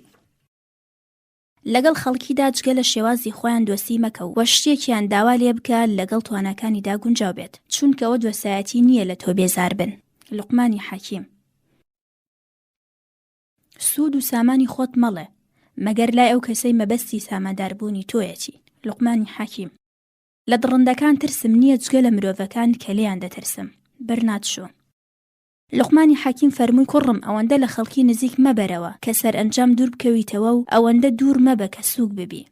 کەسی نەزان 3 نیشانەی هەیە، لەگەڵ ئەو کەسەی لەو بەرسەر بیت شەڕ بکات، لەو بوارەی کە نایزانی قسە بکات، لەوتنەوەی ئەوەی کە لە دەستیدایە ناڕەحەت ببێت. لە هیچ جێگا و هیچ بوارێکدا لە خەڵکی عیب دەرمەهێنە و ڕەخنە مەگرە. ڤیکتۆر هانسن. ئەگەر سەر شۆڕ کردی بێتەوە ئەوە ناخوێنمەوە. هەر کەس بەدەم وتی ئەو خراپە خۆی خراپە، ئەو کەسەی بە من دەڵێ چاکە خۆی چاکە. بە من بڵێ چ کەسانێک پەسەند دەکەیت تا بڵێم تۆ خۆت کەیت و لە هۆش و زەوق چ دەستمایەیەکت هەیە. سنبوو. ئەگەر تەواوی تاکە تاکەی خەڵکی تاک بەو هەڵانەی کردویانە دانیان پێدا بنایە، بێگوناهێک نەدەمایەوە کە گوناهکاران زیندانی بکات. مەهارەتی مەلەوان لە کاتی لافا و ئازایەتی سەرباز لە مەیدانی جەنگدا دەردەکەون، ناوەڕۆک و ڕۆشتی خەڵکی لە کاتی بەدبەختی و کارەساتدا ئەتوانی بناسی. دانیال. مرۆڤ بە 2 چاو و 1 زمان دێتە دنیاوە تا ئەوەندەی ئەوەی کە دەیڵێن ببینن، بەڵام لە شێوازی ڕەفتاریاندا تا 2 ئەوەندەی ئەوەی کە دەیڵێن بیبینن، بەڵام لە شێوازی ڕەفتاریاندا وا دەرناکەون. دەڵێ بە 2 زمان و 1 چاو هاتوونەتە دنیاوە، چونکە هەمان ئەو کەسانەی کە کەمترینیان بینیوە زۆرتر قسە دەکەن و ئەوانەی کە هیچیان نەدیوە دەربارەی هەموو شتێک قسە دەکەن. کۆڵتۆن. هەندێک جار مرۆڤ لە بەرامبەر خەڵکیدا لە خۆشحاڵیەوە هەست بە شەرم دەکات. بێچارە ئادەمیزاد ورگی هەیە کە دەڵێ من پڕ بکە ئەگینە ڕسوا دەکەم، کە پڕ بوو دەڵێ خاڵیم کەرەوە ئەگینە ئابڕوو دەبم. بێنەوە هەمیشە لە نێو 2 خەتەری ڕسواییدا دەژی. حەزرەتی موحەممەد درودی خوای لێبێ. هەر کەسێ ئەبینم لە یەک ڕۆوە لە من بەرترە، ئەوش ئەوەیە من لە هەر کەس پەندێ وەردەگرم و شتێ فێر دەبم. چاوی خەڵکی چاوێکە کە ئێمە تێک ئەشکێنێ. ئەگەر هەموو جگە لە خۆم کێر بووینایە، من نەپێویستم بە خانووی گەورە دەبوو، نە بە قەنەفەی جوان. لای خەڵکی باسی منداڵەکانت بکە و پیاندا هەڵ بدە و بهێڵە ئازادیش بن. جاکسۆن براون. تاکی ئەو کەسانەی دایانناسی شتێ ئەزانن کە تۆ نایزانی، لەوانەوە فێر ببە. گەورەترین نیازی مرۆڤ ئەوەیە کە هەست بکات قەدری دەزانن. ئێمە هیچ کەس بە خاوەنی ئەقڵ و هەڵوێستی جوان نازانین مەگەر ئەوانەی کە لەگەڵمان هاوباوەڕن. مرۆڤ تەنها مەخلووقێکە نایەوێت ئەوە بێت کە هەیە. کاموو. کەسێ 1 جار فێڵ لە من دەکات بۆ ئەو کەسە نەنگە، بەڵام کەسێ 2 جار فێڵ لە من بکات بۆ من نەنگە. منەڵ لە مناڵیدا باوک بە تێگەیشتووترین کەس دەزانێ، لە تەمەنی لاوێتیدا بە نەفامترین کەس دەزانێ، بەڵام لەبەر ئەوەی کە پێدەخاتە تەمەنی 30 ساڵ و زیاتر، ئەنجا بە نرخی ڕاستەقینەی ئەو ئەزانێ. زانایانی یۆنانی. ئەوەی کە جوانترینە ئەوەیە دۆستی زۆرتری هەیە و دوژمنی زۆر. لێبوردن لە کەسانێکدا چاکەیە کە توانای تۆڵەیان هەبێ. مەیمون هەرگیز گاڵتە بە مەیمونی تر ناکات. پەندی ئەمریکی. یەک کۆمیدی ناسرا و دەربارەی ڕاکێشانی سەرنجی هەمووان هەیە، ئەڵێ هەوڵدان بۆ ڕووخۆشی و خۆشحاڵی هەموو ئادەمیزاد کلیلی هەموو شکستەکانە. ئەگەر ئەتەوێت خەڵکی لە بینینت خۆشحاڵ بن، تۆش ئەبێ خۆشحاڵی خۆت لە بینینی ئەوان دەرببڕیت. دیلکارنگی وەڵامی سالبی خەڵکی چ بە ناونیشانی وەڵام چ بە ناونیشانی بێژەر، بە تایبەت ئەگەر وا بکەوێتە بەرچاو کە لە بەیانکردنیدا جدین، دەبێتە جێگای ڕێزی خەڵکی. دیلکارنگی لێک حاڵدا ئەتوانین داوای پێچەوانت لە کەسی پڕهەڵەوە هەبێ کە کەم لایەنی زانیاریە کە هەڵەیە زۆرتر تۆی ناڕەحەت کردووە. دیلکارنگی لەگەڵ کەسی ڕەفتار ڕێویدا ڕەفتار ڕێویانە ڕەفتار بکە. پەندی عەرەب ئەگەر غەیبەتت کرد چاوەڕێی هیچ مەبە. پەندی تورکی یەک جار غەیبەت یەک تەمەن ئەفسوس. نەماری ئاوی هیچ شتێک دەکات نەکەسی بێتوانایش. هەموو نەزانان لە هەڵەکانی خۆیان بەرگری دەکەن، بەڵام کەسێ دانی نا بە هەڵەکانی خۆیدا بێگومان لە تەواوی خەڵکی لەبەرترە. ئەگەر ئەم کارانت ئەنجامدا خەڵکی ڕق و بێزاریت بەرامبەر دەردەبڕن، هیچ گوێت لە قسەکانی خەڵکی نەگرت، هەمیشە دەربارەی خۆت قسە بکەیت. ئەگەر لە نێوان قسەی خەڵکیدا بیرێک بە هزردا هات و قسەکان بەوان ببڕیت و خۆ دەست بکەیت بە قسەکردن. دیلکارنگی هەمیشە هەوڵ بدە شتە چاکەکانی خەڵکی بخەیتە بەرچاویان. دیلکارنگی هەمیشە لە کێشمەکێش دوور بکەرەوە و هەر وەک چۆن لە مار و بوومەلەرزە دوور دەکەویتەوە، نابێ بە ڕەشکاوی بە هیچ کەس بڵێیت هەڵە دەکەیت. دیلکارنگی ئەگەر ئەتەوێت یەکێ لە خاسیەتەکانی لایەنی بەرامبەر بەهێز بکەیت، بەم شێوەیە دەری ببڕا کە ئەم خاسیەتە یەکێکە لە ڕەوشتە بەرجەستەکانی ئەو. ئەگەر دەتەوێت لەسەر پێی خۆت بوەسی، ئەبێ هاوتای داخوازەکانی خۆت ڕەفتار بکەیت، نەک هاوتای داخوازەکانی خەڵکی. ئینکار و پۆزشکردن بخەرە کەنارەوە. حەسرەتی مرۆڤ لە ڕووداوەکانیەوە نییە، بەڵکو دیدگای ئەوە دەربارەی ڕووداوەکان. کاتێک هەوڵ دەدەین هەمووان لە خۆمان ڕازی بکەین، لە ڕاستیدا پێویستمان بەوەیە خەڵکی بە شیاوماندا بنێن و ئەوەش لەبەر ئەوەیە کە هێشتا خۆمان بەپەسەند نەزانیوە. پاراستنی ڕازیبوونی هەموو خەڵکی شتێکی گونجاوە. جانسۆن لە ڕاستیدا هەستی نرخدارێتی کە بە پەسەندکردنی خەڵکیەوە بەستراوە بە نرخدار ناژمێردرێ. نیاز بە پەسەندکردنی خەڵکی وەک ئەوە وایە کە بڵێن من بە پەسەندکردنی تۆ زیاتر گرنگی دەدەم تا دیدگا و بۆچوونی خۆم. بەڵام ئەوەش بزانە ئێمە ناڵێن ئەبێ لە دیدگا و بۆچوونی کەسانی تر کە بەلامانەوە گرنگن دوور بکەونەوە. یەکێ لە بنەڕەتترین نیازەکانی مرۆڤ جەخت و پەسەندکردنیەتی. ئەگەر دەتەوێت خەڵکی بەدید و بۆچوونەکانی خۆت هاوڕوو بکەیت، ئەم یاسایانە بەکاربێنە. یەکەم ئەگەر هەڵەت کرد خێرادانی پێدا بنێ. 2 هەمیشە دۆستانە دەست بە قسە بکە. 3 لەگەڵ ئەوەشدا لایەنی بەرامبەر ناچار بکەیت بڵێ بەڵێ. 4 بهێڵە لایەنی بەرامبەر لە تۆ زیاتر قسە بکات. 5 دەربارەی باوەڕ و بیر و بۆچوونی خەڵکی هاودەردی دەرببڕە. 6 هەمیشە هەوڵ بدە تا خۆت بخەیتە جێی خەڵکیەوە و لە چاوی ئەوانەوە سەیری کارەکان بکەیت. دیلکارنگی چەند ڕێگایەک بۆ گۆڕینی بیر و باوەڕی خەڵکی بەبێ ئەوەی بیان ڕەنجێنی. 1 دەستکردن بەوتنی بابەتەکە لە ناخی دڵەوە و دەستخۆشیان لێ بکەیت و کارەکانیان گەورە هەڵسەنگێنی. 2 ناڕاستەوخۆ گوێ لە هەڵەکانیان بگری. 3 بەجێ ئەوەی ڕاستەوخۆ فەرمان بدەیت بەسەریاندا دەستورەکانی خۆت بە شێوەیەکی پێشنیار بەیان بکە. 4 هەوڵ و کۆششەکانیان بە گەرمی باز بکە و ستایش لە پێشکەوتنەکانیان بکە. دیلکارنگی هەروەها خەڵکی هەر بدە و هەڵەکانیان بچووک سیر بکە و کارێکە دەیانەوێ ئەنجامی بدەن ئاسان نیشان بدە. دیلکارنگی هەمیشە تاو جێی ئەتوانی کارەکانی خەڵکی جوان و گەورە بخەڕوو. دیلکارنگی هەمیشە ناوی خەڵکی بە کورتی بخوێنەرەوە و هەوڵ بدە لە ئامادەبوونیاندا ڕەها و ئازاد بن و خەڵکی تێبگێنە کە قسەکان و وتارەکانی ئەوان زۆر بەلاتەوە گرنگن. دیلکارنگی ئەو کاتی ئاماژەی بە هەڵەکانی تۆ دەکرد، ئەو هەستەی وان نیشان دەدا کە هێشتا تۆی خۆش دەوێت، هەرچەند کارەکەی تۆی بەدڵ نەبووەوە بەرپەچی دایەوە کەچی تۆی وەک مرۆڤێک خۆش دەویست. ئاندرو متیۆس کاتێ خەڵکی پرسیار لە تۆ ناکەن مانای ئەوە نییە کە زانیاریان ناوێت. غەیبەتی کەسێک لە لای کەسێکی تر مەکەواتە هەڵەی لێمەگرە. لە کارەکاندا لەگەڵ یەکتریدا ڕاوێش بکەن. ئەگەر دەتەوێت قەدرگیراو بیت لە خەڵکی قەدرزانی بکە.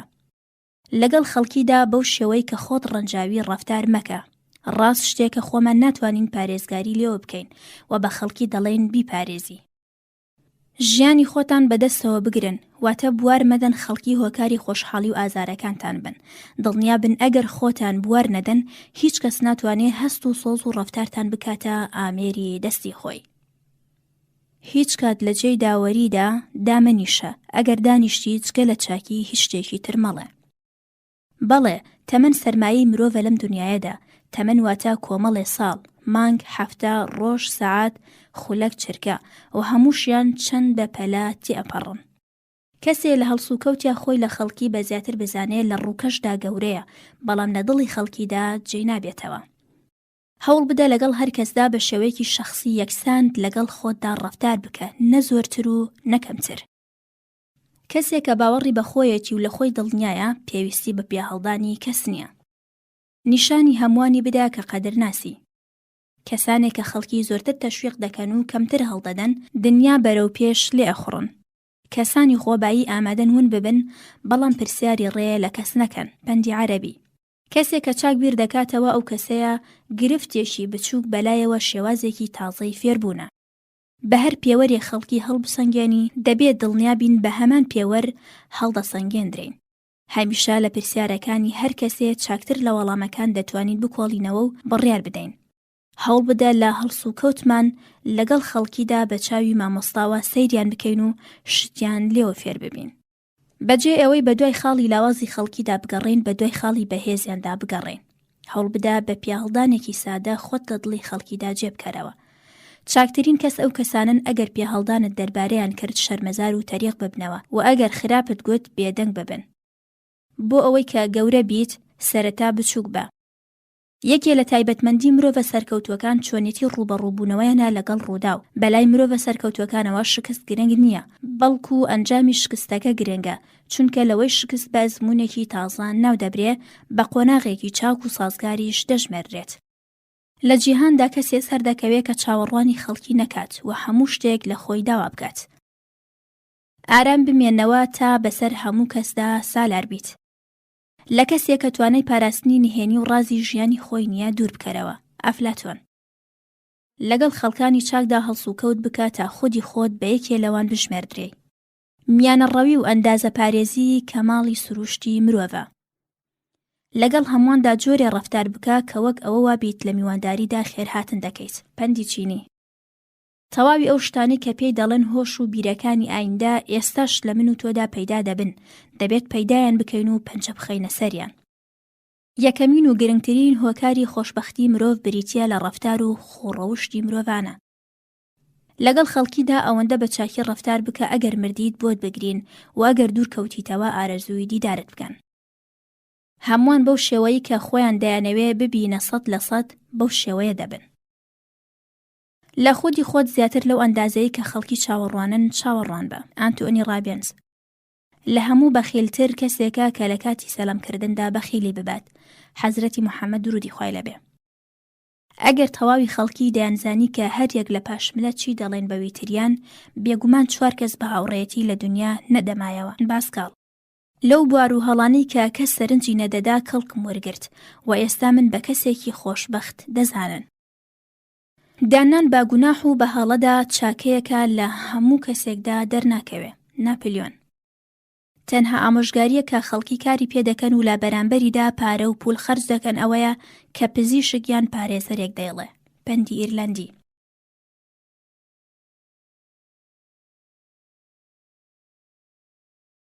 بەندی 18 ڕابردوو ئێستا ئایندە.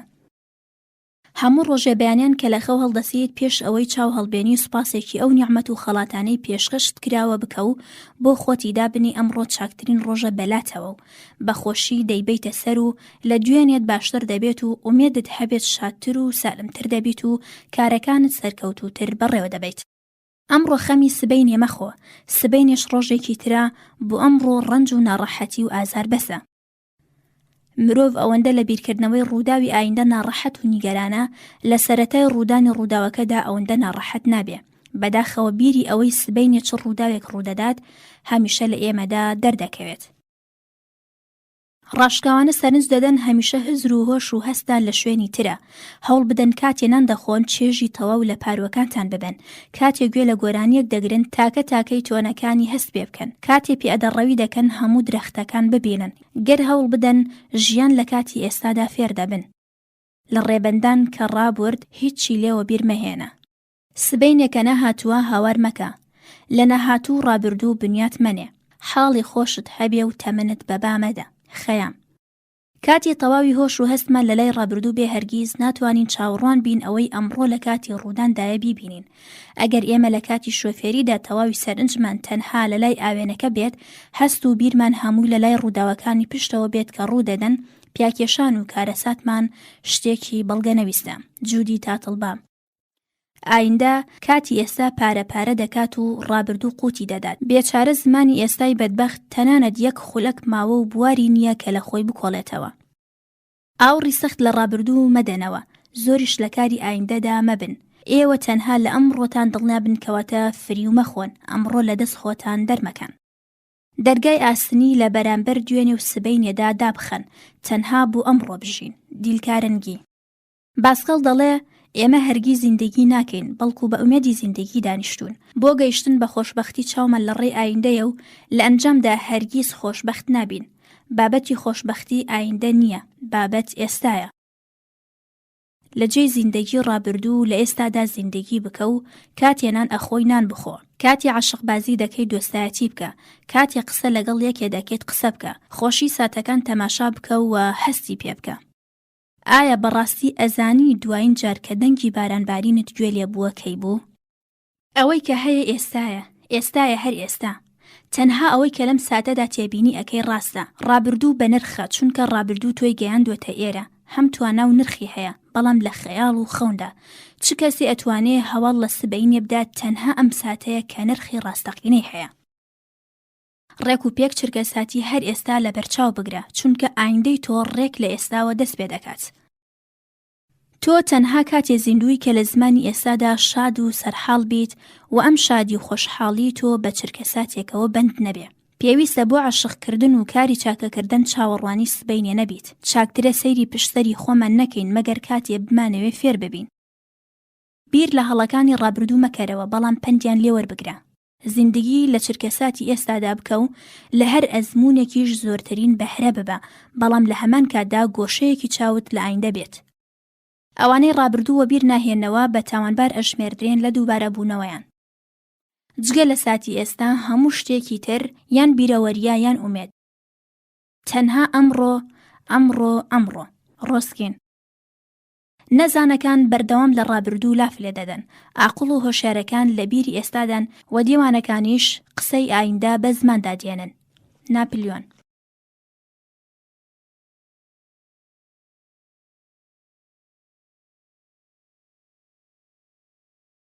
بەندی 19 قسەکردن وتاروتن. هەمیشە دەربارەی ئەوەی کە خەڵکی حەزی لێ دەکەن قسە بکەن. دیلکارنگی. ئەگەر ئەتەوێت لە دڵی کچۆڵە جوانەکاندا ڕەگداکوتی پێویستە هەمیشە دەربارەی خۆیان قسە بکەیت. دیلکارنگی. ئەگەر لە جەیەکدا ڕوبەڕووی گرفت بوویتەوە، هەوڵ بدە لە لابردنی ئەو گرفتە لەگەڵ لایانی بەرامبەردا لەو بەرژەوەندیی کە ئەو حەزی لێ دەکات و بەدەستی هێناوە قسە بکە نەکشتی تر. مرۆڤە گەورەکان کاتی گرانبەهای خۆیان خەرجی قسەکردن دەربارەی دەستکەوت و سەرکەوتنەکانی خۆیان ناکەن. بەڵێ، سروشتی مرۆڤ وەهایە کاتێک گرنگیت پێدەدا بە ئەو پەڕی حەز و ئارەزوو و ویست و دەستورەکانی تۆ ڕەفتار دەکات. دیلکارنگی. بنەمایە کە بێژەر پێویستە ئاگای لێبێ، یەک بە کورتی قسە بکات، دوو ڕاشکا و بێپەردە قسە بکات. بۆ نمونە لە جێی ئەوەی بڵێ بریا، ڕێک و پێکتر دەبوو بڵێ حەزم دەکرد پاش سوودوەرگرتن لە خاولێکە لە جێی خۆی هەڵت بواسیایە. 3 لە جنێ و تەوهین و سەرزەنشتکردن دوور بکەونەوە. 4 لە تاکڕەوی و خۆپەسەندی دوور بکەونەوە و وشەگە لێوەک هەرگیز یان هەمیشە بەکار نەهێنن. 5 قسەکانتان بکەن و لە ڕەخنەگرتن دوور بکەونەوە. بۆ نمونە لە جێی ئەوەی بڵێن تۆ هەرگیز یارمەتی من نادەیت، بڵێن ئەگەر بۆ شۆردنی قاپەکان یارمەتیم بدەیت زۆر سوپاست دەکەم.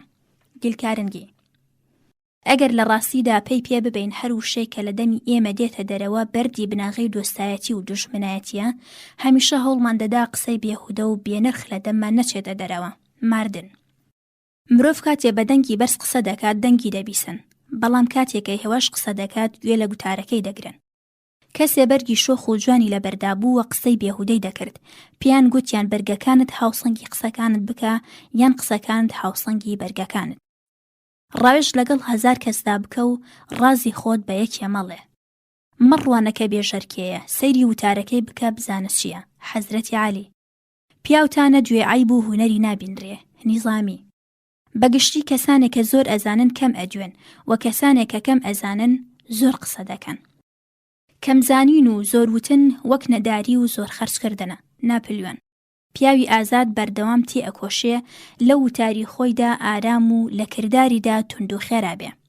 ئەزانی هەموو کەسێ بە دوو شتدا دەردەکەوێ، یەکەم ڕای بگەیەنێ و بڵێ شتێکیان لەو نەپرسیوە، دووەم قسەکردنی لە ئەندازە بەدەر، ئەفلاتۆن. وەڵام نەدانەوەی شوەڵامە، دەرگای فیتنەگرتن گرتنی دەمە، جیهان بە چاک و خراپ ئاوسە. کاتێ جنێوت گوێ لێ دەبێ بێدەنگ بە، بێدەنگی تۆ خراپترین جنێوە کە بە دوژمنتی دەدەیت. لەبیرت بێ چۆنێتی دەربڕینەکەت بە ئەندازەی ئەوەی کە دەیڵی گرنگە. هەمیشە بە کورتی و بەڕوونی قسە بکە، پەیوەندی چاک واتە چاک دەربڕین. ئەگەر جگە لە خۆت کەسێ بیرروڕاکەت بزانێ، لەو بیرروڕایە ئەبێ ڕابکەیت و دوور بکەویتەوە. ئەگەر بە کورتی و بەڕوونی قسە بکەیت، خەڵکی بە تامەزرۆیەکی ئێجگار زۆرەوە سەرنجی وتەکانت دەدەن و پێی پێبەن و بە جدی قسەکانت وەردەگرن. پەیوەندی ڕوون و حساب بۆ کراو دەبێتە هۆکارێ کە لایەنی بەرامبەریش بیر بکاتەوە و وەڵامی ڕوون و کورت بداتەوە. دووبارەکردنەوەی بابەتێک لە پێشتر گوتوتە لەگەڵ کەمێ جیاوازیدا دەبێتە هۆکاری ئەوەی لەسەر بابەتەکە تند ڕاوەسیت و لە خاڵی مەبەستی خۆت بەرگەری بکەیت و جەخت بکەیتەوە. ئایا گوێ لە قسەکانی هاوسەر، هاوڕێ و منداڵەکانت دەگرن یان حەز دەکەن هەمیشە قسەکانی ئەوان ببڕن و خۆتان قسەکانی ئەوان تەواو بکەن؟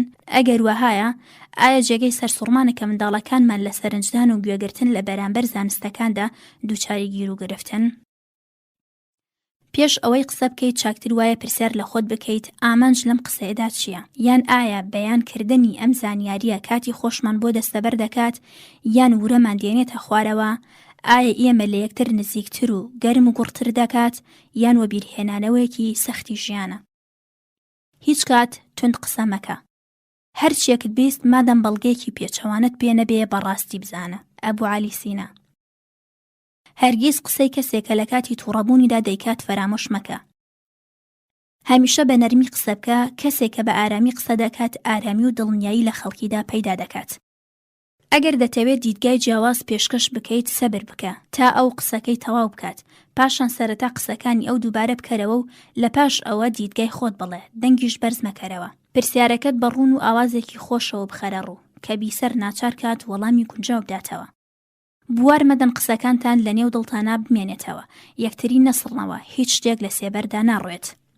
هونەری گوێگرتن فێر ببن، هیچ شتێ فێر نابن ئەگەر خۆتان گوێ نەگرن. قسە مەکە هەتا دڵنیا نەبیت لەوەی قسەیەکت بۆ وتن پێیە. لە هەمان کاتدا بزانیت مەبەست لەو قسەیە چییە، پاشان قسەکەت بکە و لە جێی خۆت دانیشە. دیلکارنگی. من لەوەی کە لە دەمت دێتە دەرەوە دەربارەی خۆت قەزاوت دەکەم. پەندی چینی. قسەی خۆشمار لە کون دێنێتە دەر. تۆ خاوەنی کۆمەڵە قسەیەکی کە هێشتا لە دەمت نەهاتوۆتە دەر و تاوانباری ئەو وتارەی کە لە دەمت چووەتە دەر. پەندی عەرەبی. بێدەنگی بۆ زانا و نەزان ڕازهاوەیە، چونکە عیبەی نەزاندا دەپۆشێ و زانا پێشتر دەخات. کاتێک کەسێک وەڵامی پرسیارەکەت دەداتەوە، بە سیرکردن و جوڵە و تەکاندانی سەر ئەو پەڕی ئارەزومەندی خۆت نیشان بدە. پاشان بۆ ئەوی کە دڵنیا بێت وەڵامەکەت بەلاوە پەسەندا بە کورتی ئەوەی کە گوێت لێ بووە بۆی بڵێرەوە. لوقمان بە کوڕەکەی وت ئەگەر وا دەزانی قسە نرخەکەی زیوە، کەواتە بیزانە بێدەنگی نرخەکەی ئاڵتوونە. هەمیشە لە سەرەتای قسەکانتانەوە بە خاڵی معقول دەست پێ بکەن و بەوەی بەلای گوێگیرەوە پەسەندا دەست پێ بکەن.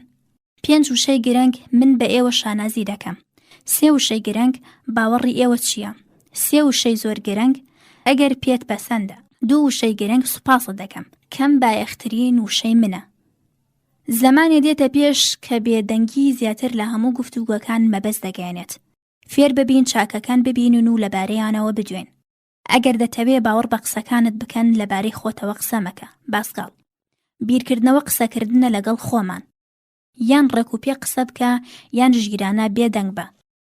ئەوەندەی کە هەین ئێمە چاکتر دەناسێنێت تا ئەوەندەی کە دەیڵێن. هەمیشە پێویست ناکات قسە بکەین، زۆربەی کات خەڵکی لەبەر ئەوەی کە نایڵێن سوپاسمان دەکەن. تا کاتێ نەتوانین هونەری بێدەنگی لە خۆماندا پەروەردە بکەین، چاکتر وایە دەم بۆ دواندن نەکەینەوە. بۆ بەهێزکردنی یانی دۆستایەتی گوێگرتن چاکترە لە قسەکردن. کەسایەتی هەموو کەسێ بە ڕەفتارەکەیدا دەناسرێ نەک بەو قسەی کە دەیکات. دەربارەی سەلامەتی شادمانی بەختەوەری قسە بکە. ساتێ لەم بابەتە بیر بکەینەوە کە بۆچی قسە دەکەین. لە دەرگای پشتی هەر گفتوگۆیەکدا بەڵگەیەکی شاراوە هەیە، بەڵام زانینی بەڵگەی گفتوگۆکە گرنگە، چونکە بربەستی ئەو باس و خواسە دەکات کە ئێمە لە قسەکانمان لەگەڵ خەڵکی تردا بەرەو ئامانجی جیاواز ئامانجگیری دەکات. بێدەنگی هەروەک ئەو دنیا بێکۆتایە، و گفتار هەروەک ئەم دنیا پان و بەرینەیە. تۆماس کارلایل. فراوانی گفتاری بێهودا نیشانەی ئەو پەڕی لاوازی کەسی بێژەرە. من هەرگیز شتێ دەربارەی کەسێکەوە ناڵێم مەگەر ئەوەی بتوانم شتێکی باش بڵێم. ئەگەر بێدەنگی و خەڵکی دەتهێننە قسە، چاکتر وایە هەر بێدەنگ بیت. بۆ کۆتایی پێهێنانی قسەکردن هەوڵ بدا قسەکانت کۆتاییەکەی شادی بەخش بێت تا لە هزردا کاریگەری گونجاو دابنێ و لە کۆتایی قسەکاندا ئەنجامگیری بکە. پێش قسەکردن قسەکە هەڵبسەنگێنە، چونکە پێش تۆ وەشاندن زەوی دەکێڵڕێ. ڕۆسۆ. دەربڕینی پارا و موعجیزە دەکات، چونکە گوێچکەکانی خەڵکی لە چاوەکانیان بێئەزموونترە. شکسپیر. بەندی 20 ڕەنگاوڕەنگ. لاوتسە فەیلسوفی چینی کە لە سەدەی 5 پێش زایندا ژیاوە، قسەیەکی جوانی هەیە و دەڵێ دوور و درێژترین گەشتیش ئەبێ بە یەکەمین هەنگاو دەست پێ بکات. یەک پەندی ئەڵمانی دەڵێ کیسەڵ تەنها کاتی ئەتوانێ بۆ پێشەوە بڕوات کە سەری بەرز ڕاگرێ. داوا بکە تا پێتان بدرێت و هەوڵ بدەن تا فێر ببن و لە دەرگا بدەن تا بەڕووتاندا بکرێتەوە. یەکێک لە زانایانی ئیسلام لە سەدەی 7دا ئەڵێ 4 شت هەیە کە هەرگیز ناگەڕێتەوە: قسەیەک کە بەزار داهات، تیرێک کە لە کەوان دەرچوو بێت، تەمەنێک کە ڕابردووە، ئەو بوار و هەلانەی کە ئاگات لێی نەبووە. هەر کەس لەگەڵ هۆشیاردا دابنیشێ، سەرئەنجام ئەویش هۆشیار دەبێ. هیچ کات و لە هیچ کاتێکدا قانع نەبن و قەناعەت نەکەن. دووبارەکردنەوە دایکی هێز و تواناکانە. یەکەم بە خودا و دووەم بە خۆت پشت ببەستە. مەبەستت بێت دەستت دەکەوێت، خەونەکان تۆوی ڕاستەقینەن. هەوڵ بدەن بیر لە گۆڕینی دنیا نەکەنەوە. ئەگەر شتێک هەبێ کە بگۆڕدرێ، خودی خۆتانن. تۆڵستۆی. هیچ شانازیەکی تاقانە نییە کە حەسادەتی گروپی بە شوێنەوە نەبێت. کوفری نیعمەتکردنە هەموو شتێکمان لە زەویەوە دەستکەوێت کە چی پیس و پۆخەڵی دەکەین. ئەمیل زولا. یەکێ لەو شتانەی لە منداڵیدا فێریان کردووم و منیش منداڵەکانم بەو شتە فێر کردووە ئەوەیە هەرگیز بەدەستی بەتاڵ و بەبێ دیاری بۆ ماڵی هیچ کەسێک نەڕۆن. ڕێنمونیکردنی خەڵکی کاتێک کاریگەری دەبێت کە لەلایەن خودی کەسەکەوە شیاو بێت. پێش خەوتن مێشکی خۆت پڕ بکە بەو گیر و گرفتانەی لە خولیای چارەسەرکردنی دای. چارەسەری گونجاوت لە پاش خەبەربوونەوە دەست دەکەوێت. براوە هەمیشە جێگای ڕق و قینە و هەر کاتێ لە هەمووان براوەتری زۆرتر جێگای ڕق و قینی. کراسیان. تەواوی ئەو ئازار و ئەشکەنجانەی کە خواوەند بۆی ناردوون لەلایەن خودی خۆتانەوەیە. بە یەک ئافرین و دەست بە پشتاکێشان ئەتوانین کەسێک ڕەوانەی جەنگ بکەیت و بە دوو نامی ڕێزلێنان ئەتوانی ئەندامی کارێک چالاکتر و کاراتر بکەیت. کارمەندانی فەرمانگەکان وەک کتێبەکانی کتێبخانەن، ئەوانەی کە بێمەسرەفن لە جێگای بەرزتردان. هیچ یاسا و مەزهەب و ڕێبازێک خراپ نییە بەندە بەوەی بەدەست چ کەسانێکەوەیە. گەورەترین هۆکاری ئەوەی کە من مەشروب ناخۆمەوە ئەوەیە دەمەوێت بزانم کاتە خۆشەکانی من چۆن تێئەپەڕێ. ئاستۆر. یەکەمین وڵات کە نەخۆشخانەی دامەزراند ئێران بوو. یەکەمین گەل کە پێویستیان بە خۆراک و کشتوکاڵی دەرەکی نەبوو ئێرانیەکان بوو. چاکترین میوان ئەو کەسەیە کەم بێت و زووش بڕوات. جاکسۆن براون. حاڵەتی ڕوخساری تۆ لە هەموو ئەو شتانەی لەبەری دەکەیت گرنگترە. هەرگیز گرەیە کە دەکرێتەوە مەی بڕە. چاوە ڕوانیەکانت بەرز ڕاگرە. جاکسۆن براون. ئێمە ناتوانین باڕێک بخەین، بەڵام ئەتوانین باڵۆنەکان ڕێک و پێک بکەین. وەرزشکردن وەکو پاشەکەوتکردنی پارەی نێوبانقە، هەر ئەوەندەی کە تەمەنمان چووە سەرەوە لەو پاشەکەوتە دەهێنیتە دەرەوە. نەخۆش لە ناخی دڵێەوە حەز لە شیفا دەکات و هەر بۆ ئەو مەبەستەشە ئەم ڕستەیە دووبارە دەکاتەوە. من چاک بوومەتەوە. ئەم دەربڕینە میکانیکیانە هیچ سوودێکی نابێت و هیچ دەردێک دەرمان ناکات. ئەگەر ئەو کەسە دەیەوێت دەرمانی ڕاستەقینە پەیدا بکات، دەبێت ئەو حاڵەتە شادیەی لە پاش چاک بوونەوەیدا لە خۆیدا پەیدا بکات. بۆ وشەینە تەنها یەک بەڵگە بهێنەرەوە، نەک بەڵگەی زۆر. کاتێ شەو دەچیتە سەر جێگەی خەو و شەگەلێ خۆشگوزەرانی، ئاسایش، کامەرانی بە ئارامی چەندین جار لەبەر خۆتەوە بیڵێرەوە تا لە قوڵایی گیان تا ڕێکدا ئەکوتێ ئەوەندە بە ئارامی ڕابکشێ وابزانی لە لانک دایت و لایەلایەت بۆ دەکرێ و ئەم وشانە بە زماندا بهێنە دەرئەنجامەکەی کامەرانی دەبێت. گەر خەریکی دۆزینەوەی وەڵامی باسوخواسێکی سەرەتا هەوڵ بدە ئەو باسوخواسە لە ڕێگای چاوەوە چارەسەر بکە بە لێکۆڵینەوە و توێژینەوە و گەڕان بە دوای زانیاریدا بەدەستی بهێنە. ئەگەر لە کاتێکدا ڕێگە چارەی گونجاو و دەست نەکەوت ئەو باسوخواسە لە کاتی خەودا بدە دەست هەزر و وەڵام ئامادەیە. چاوەڕێی وەڵام لە ماوەی 1-2 ڕۆژدا مەبە، نیگەران و ماندوو مەبە و هەموو شەوێ بە ئارەزوویەکی گەرمەوە باسوخواسەکە بدە دەست وجدانی شاراوە و نادیار. دڵنیابە سەرئەنجام وەڵامی گونجاوت دەست دەکەوێت. نیگەرانی واتە بانکێشتی شکست. کاتێ فنجان سەرڕێژ دەکات خۆش بین دەڵێ چ بەرەکەتە، ڕەشبین دەڵێ پیس و پۆخەڵیە. حەزرەتی داود. تەنها بە ڕۆیشتن بۆ نێو قوڵاییدا ئەتوانی گەنجینەکانی ژیان بدۆزیتەوە. لەو جێگەی قاچتان خزا گەنجەکە شاراوەیە. هەمان ئەشکەوت کە لە چوونە ژوورەوەیدا ترستان هەیە لەوانەیە سەرچاوی ئەو گەنجە بێت کە بە دوایدا دەگەڕێیت. بەردەوام لە خۆت بپرسە لەم مەسەلەیەدا چوانەیەک فێر ئەبم. ئاندرۆمەتیۆس. یاسا ئەوەیە یەکەم بنێژی پاشان درەوی بکەی. تۆ ناتوانانی ئەم یاسایە بگۆڕیت. تا ئەو کاتەی تەنها بەدبەختیەکان ببینیت ئازار و ئەشکەنجەی زۆرتر بۆ لای خۆت ڕاکێشی. کاتێکە ژیان شیرینە و دەنگێ پێت ڕادەگەیەنی ئەم شیرینیە بەردەوام نابێ بە خۆت بڵێ لەوانەیە لەم ژیانە شیرینتر بێتە پێش. ئەگەر خوازیاری شتێک بیت ئەو شتە ببەخشە، نەفامانە دەکەویتە بەرچاوانیە، بەڵام ڕاستەکەی ئەوەیە بۆ بەدەستهێنانی هەر شتێک ئەبێ بەشێکی لێ ببەخشی. جوتیارێک کە دانەوێڵەی زۆرتری دەوێت بەشێک لە دانەوێڵەکەی خۆی بە زەویدا دەوەشێنێ. کاتێک زەردەخانەی کەسێکت دەبێت خۆت زەردەخانە بکەیت. گەر خوازیاری عەشقی ئەبێ عەشق ببەخشی. گەر یارمەتی خەڵکی دەبێت یارمەتی خەڵکی بدەیت. گەر دەتەوێت مشتت لێ بدرێ ئەبێ مشت لە یەکێ بدەیت. گەر دەتەوێت پارەت پێ بدرێت دەبێت بەشێکی پارەکەی خۆت ببەخشی. لە هەموو شتێکدا لایەنە ڕوونەکەی ببینە. وابزانە سواری فڕۆکەیەک بوویت و بە ئاسمانی ئەوروپادا دەفڕیت. لە ناکاو یەکێ لە ماتۆڕی باڵەکانی لە کار دەکەوێت. حەز دەکەیت فڕۆکەوانەکە چ کاردانەوەیک نیشان بدات. حەز دەکەیت بڵێ ئارام بن و لەسەرخۆ بن و کەمەربەندەکانتان ببەسن. بەڵام ئێمە ئاگامە لە خۆمان نەماوە. بەڵام بێگومان ڕێگەی نیشتنەوە پەیدا دەکەین. یان وا بیر دەکەیتەوە کە فڕۆکەوان یەکسەرە لە کابینەکەی خۆیەوە خۆی فڕێ بداتە دەرەوە و هاوار بکات. ئێمە هەمومان لەناو دەچین. ئایا بیر دەکەیتەوە کامێک لەوانە بتوانێت ئێوە بە سەلامەتی بنیشێنێتەوە سەرزەوی؟ ئێستا بیر لە ژیانی ڕۆژانەی خۆت بکەرەوە. ئەو جێگایی کە ئیتر خۆت فڕۆکەوانی خۆتی بە کام ڕێگایان سەرکەوتوو دەبیت لە چارەسەرکردنی گرفتەکانی خۆتدا. کەواتە یان ڕێگەیەک دەدۆزیتەوە یان هەمومان لەناو دەچین. ئەمەش گرنگترین تایبەتمەندی بیرروبۆچوونی گونجاوە. هەتا لە سەنگەری بەرگریکردن لە خۆت بێت خەڵکی هێرش دەکەن. بۆچی؟ چونکە ئێمە تەنها ئەو کاتانە بەرگری لە خۆمان دەکەین کە لە پلە و پای خۆمان دوودڵ بین. وادا بنێ لە فەرمانگەکەتدا درۆدە لە سەیەکیان دژ بە تۆ بڵاو کردوتەوە. ئەگەر تۆ بۆ ڕوونکردنەوەی بێگوناحی خۆت و بۆ هاوکارەکانت قسە بکەیت ئاگرەکەت گەورەتر کرد. وا چاکە هەموو شتێک بە نەبیستراوی بگریت. دەبینیت پاش ماوەیەک هەموو شتێ فرامۆش دەبێ. ئایا قسەکەی من وایە کە بەرگری لە خۆت نەکەیت؟ نەخێر. من ناڵێم هەتا خۆمان بخوێنینەوە ناڕەزایی دەرببڕین سەر و خوار بکەین و هەڵبەزینەوە باس و خواسەکە زیندوو دەکەینەوە. بەبیرم دێ لە یەکێ لە ڕۆژەکانی ساڵی 1960 خۆپیشاندان دەنگی ناڕەزایی خەڵکیم لە تەلەڤیزۆندا تەماشا دەکرد. پرسیارم لە باوکم کرد بۆچی ئەو خەڵکە بەشت بەربوونەتە یەکتری و باوکم وتی لەبەر ئەوەی کە ئاشتیان دەوێت. لە پێناو ئاشتیدا شەڕ نەکەن، بۆ ئاشتی خواز بن. ئاندرۆمەتیۆس.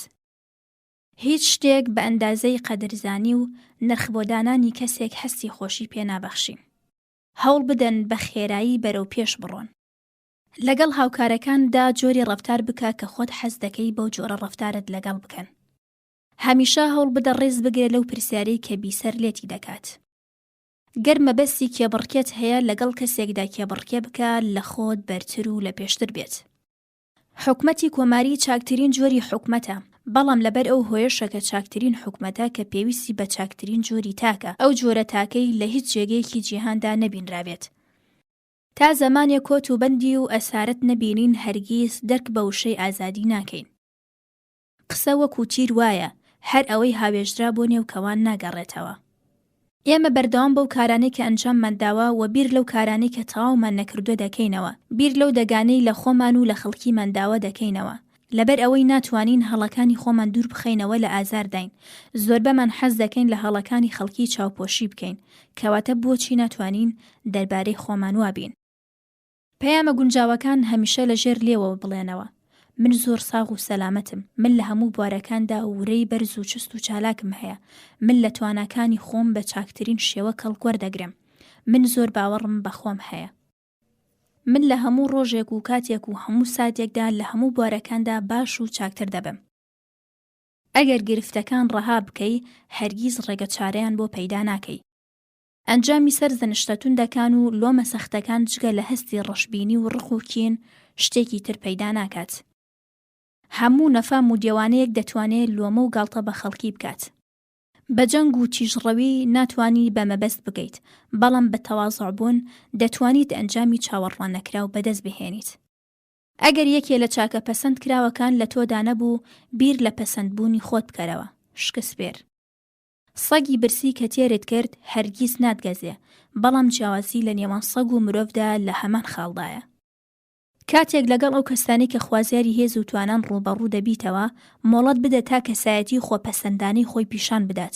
لەو کاتەدا بەناسینی هێزە دەرونیەکانی ئەوان جۆرێک لەگەڵیان ڕەفتار بکە کەوا هەست بکەن گرنگ و بەهێزن. زاراوەکانی ناتوانم، کەڵکم نییە، ناتوانم بەدەستی بهێنم و هەموو شێوازەکانی لەم جۆرە لە خۆتدا سنووردار بکە و دووریان بخەرەوە. دڵ پەیوەستبوون بە هەر شتێکەوە ئەنجامەکەی کۆت و زنجیرکردنە. هەمیشەم پرسیارە لە خۆت بکە من بە چ شتێکەوە خەریکم. تەنها لای کەسێکدا سکاڵە بکە کە بتوانێت گرفتەکە چارەسەر بکات. حەزرەتی عەلی عەلەیهی سەلام. تەماع زیادویستنە، ئەگەر زیادویستن نەبوایە ئادەم لە بەهەشت دەرناکرا. مرۆڤ ڕێز لە ئاسمان دەگرێت چونکە هێشتا دەستی پێ نەگەیشتووە. شیلەر. قەدرزانی لەگەڵ ئەوەشدا شێوەیەکی سادەی دەربڕینی هەستی شادیە لەلایەکی ترەوە کامەڵترین جۆری سوپاسە. ئێواران گەر نیوەنانێکی شت بۆ ماڵ هێنایەوە زۆر چاکترە لەوەی کە بەدەستی بەتاڵ بێتەوە. گەر بڕیار بوو لە نێوان دوو ڕاستیدا لایەنگری گرتن و ملکەچکردن یەکێکیان هەڵبژێریت، ئەوە بە دڵنیاییەوە ملکەچبوونەکە هەڵبژێرە. ڤیندایر. هەندێک جار تونترین هاوار بێدەنگیە. با گوێگرتن فێر ببین، چونکە ئەگەر تەنها گوێ لە خۆمان بگرین هیچ شتێک فێر نابین. کەسێک باوەڕی بەخۆی هەبێت پێویستی بە تاریفکردنی کەسانی تر نییە. نیعمەتەکانی خۆت بژمێرە، نەک بێبەش بوونەکانت. دیلکارنگی. کەسێک لە هەمووان زیاتر سکاڵا بکات لە هەمووان زۆرتر سکاڵای لێ دەکرێت. گەر بمانەوێت چاکترین و بەرجەستەترین کار ئەنجام بدەین و پایەی چاکترین کردار و ڕەفتار بچەقێنین، دەبێت ئارام و نەرمڕەو بین. هیچ شتێک نابینم لە بەربەستی پێشکەوتندا جگە لە شک و گومان و دوودڵی. حەزرەتی عەلی عەلەیهی سەلام. جێگەی داخە کە ئێمە هەندێک جار داراییە بە نرخەکانی خۆمان لەبیر دەکەین و بۆ ئەو شتانەی کە نیمانە ویان کاتێک بوومانە و لە دەستمان داوە ئەفسوس دەخۆین. بۆ هەموو کارێک داوا بکە پێ دەدرێ. ئێوە هەمیشە ئەوەی کە داوای دەکەن بەدەستی ناهێنن، بەڵام ئەوەی کە داوای ناکەن هەرگیز بەدەستی ناهێنن. ئەگەر سەبر بکەیت تا کەش و هەوا تەواو گونجاو بێت، هیچ کات شتێک ناوەشێنیت و هیچ شتێک درەو ناکەیت. چاوەڕوانی جۆش و خۆرۆش و فراوانیت لە هەموو شتێکدا هەبێت. ئەوەی کە ئەتەوێ داوای بکە، نەک ئەوەی کە ناتەوێ. بە چاو داوا بکە، چاوەکان ڕێچکەی چوونە ناو دڵن. هیچ کەس جگە لە دایک و باوکتان کارێکتان بۆ ئەنجام نادات، کەواتە پشت بە هیچ کەس مەبەستن. دژمنی کەسێک لە دڵدا جێمەکەرەوە جگە لە خۆت کە تۆ هەمیشە غەمگین کات. کاتێکە هەمووان لەگەڵ مندا هاوباوەڕ دەبن، اینجا هەز دەکەم لە حاڵەدام. بڕیار بدە بەبێ لە بەرچاوگرتنی ئەنجام تاریفی خەڵکی بکە. چاکترین ڕێگا بۆ کۆتایی پێهێنانی کێشەی خانەوادەیی ئەوەیە بەرەو کەسی بەرامبەر بڕۆیت و شتێک بە گوێچکەیدا بچرپێنیت. کاتێک کەسێک قسە بە مەزهەبێک دەڵێ، هەمیشە هۆکارەکەی ئەوەیە هەستەکانی بەسەر عەقڵیدا زاڵ بووە. گەر ئەتەوێت تێبگەی کە مێژوونووسان چەند درۆیان بە یەکدا تێکەڵ و پێکەڵ کردووە، بەسە کاتێک دوو ئۆتۆمبیل بە یەکدا دەکێشن گوێ لە شەهادەتی دوو کەس لەو کەسانە کە دەپەڕنەوە بگری. تەنانەت چاکترین مناڵانیش دژمنی گیانی دایک و باوکانە. گریام لەبەر ئەوەی پێڵاوم نەبوو تا ئەو کاتەی پیاوێکم بینی پای نەبوو. سعدی. خواوەند دەنووکی بە هەموو باڵندەیەک داوە، بەڵام دەنووک لە هێرانەکەیان نادەن. مرۆڤ ئەو شتەی کە هەیەی نایەوێت، خۆزگە و ئارەزووی بە شوێن شتێکەوە یەکەنیەتی لە کاتێکدا هەزارەها خەڵک بە بوونەکانی ئەو خۆزگا خۆن دەشتی. باوەڕ بە هیچ هەڵبەستراوێک مەکە هەتا ئەو کاتەی بە درۆدا دەخرێتەوە. تۆ نازانی چ سحرێک لە یەک گوشەی ستایشدا شاراوەیە. لەبیرتان بێت هەمیشە ڕەفتاری شایستە لەگەڵ کردارەکانتانە بێت بە شێوەیەکی چست و چالاکانە داواکاریەکانتان بەیان بکەن لە کاتی دەستە بەربوونیدا زیاتر پشت بە خۆتان ببەسن تا خەڵکان ببینن کە سەرنجام قسەکانتان سەری گرتووە. لە دڵدا نوشوستی یان بربەسێک ببێت تۆوێکی پیرۆزی شاراوەی تێدایە.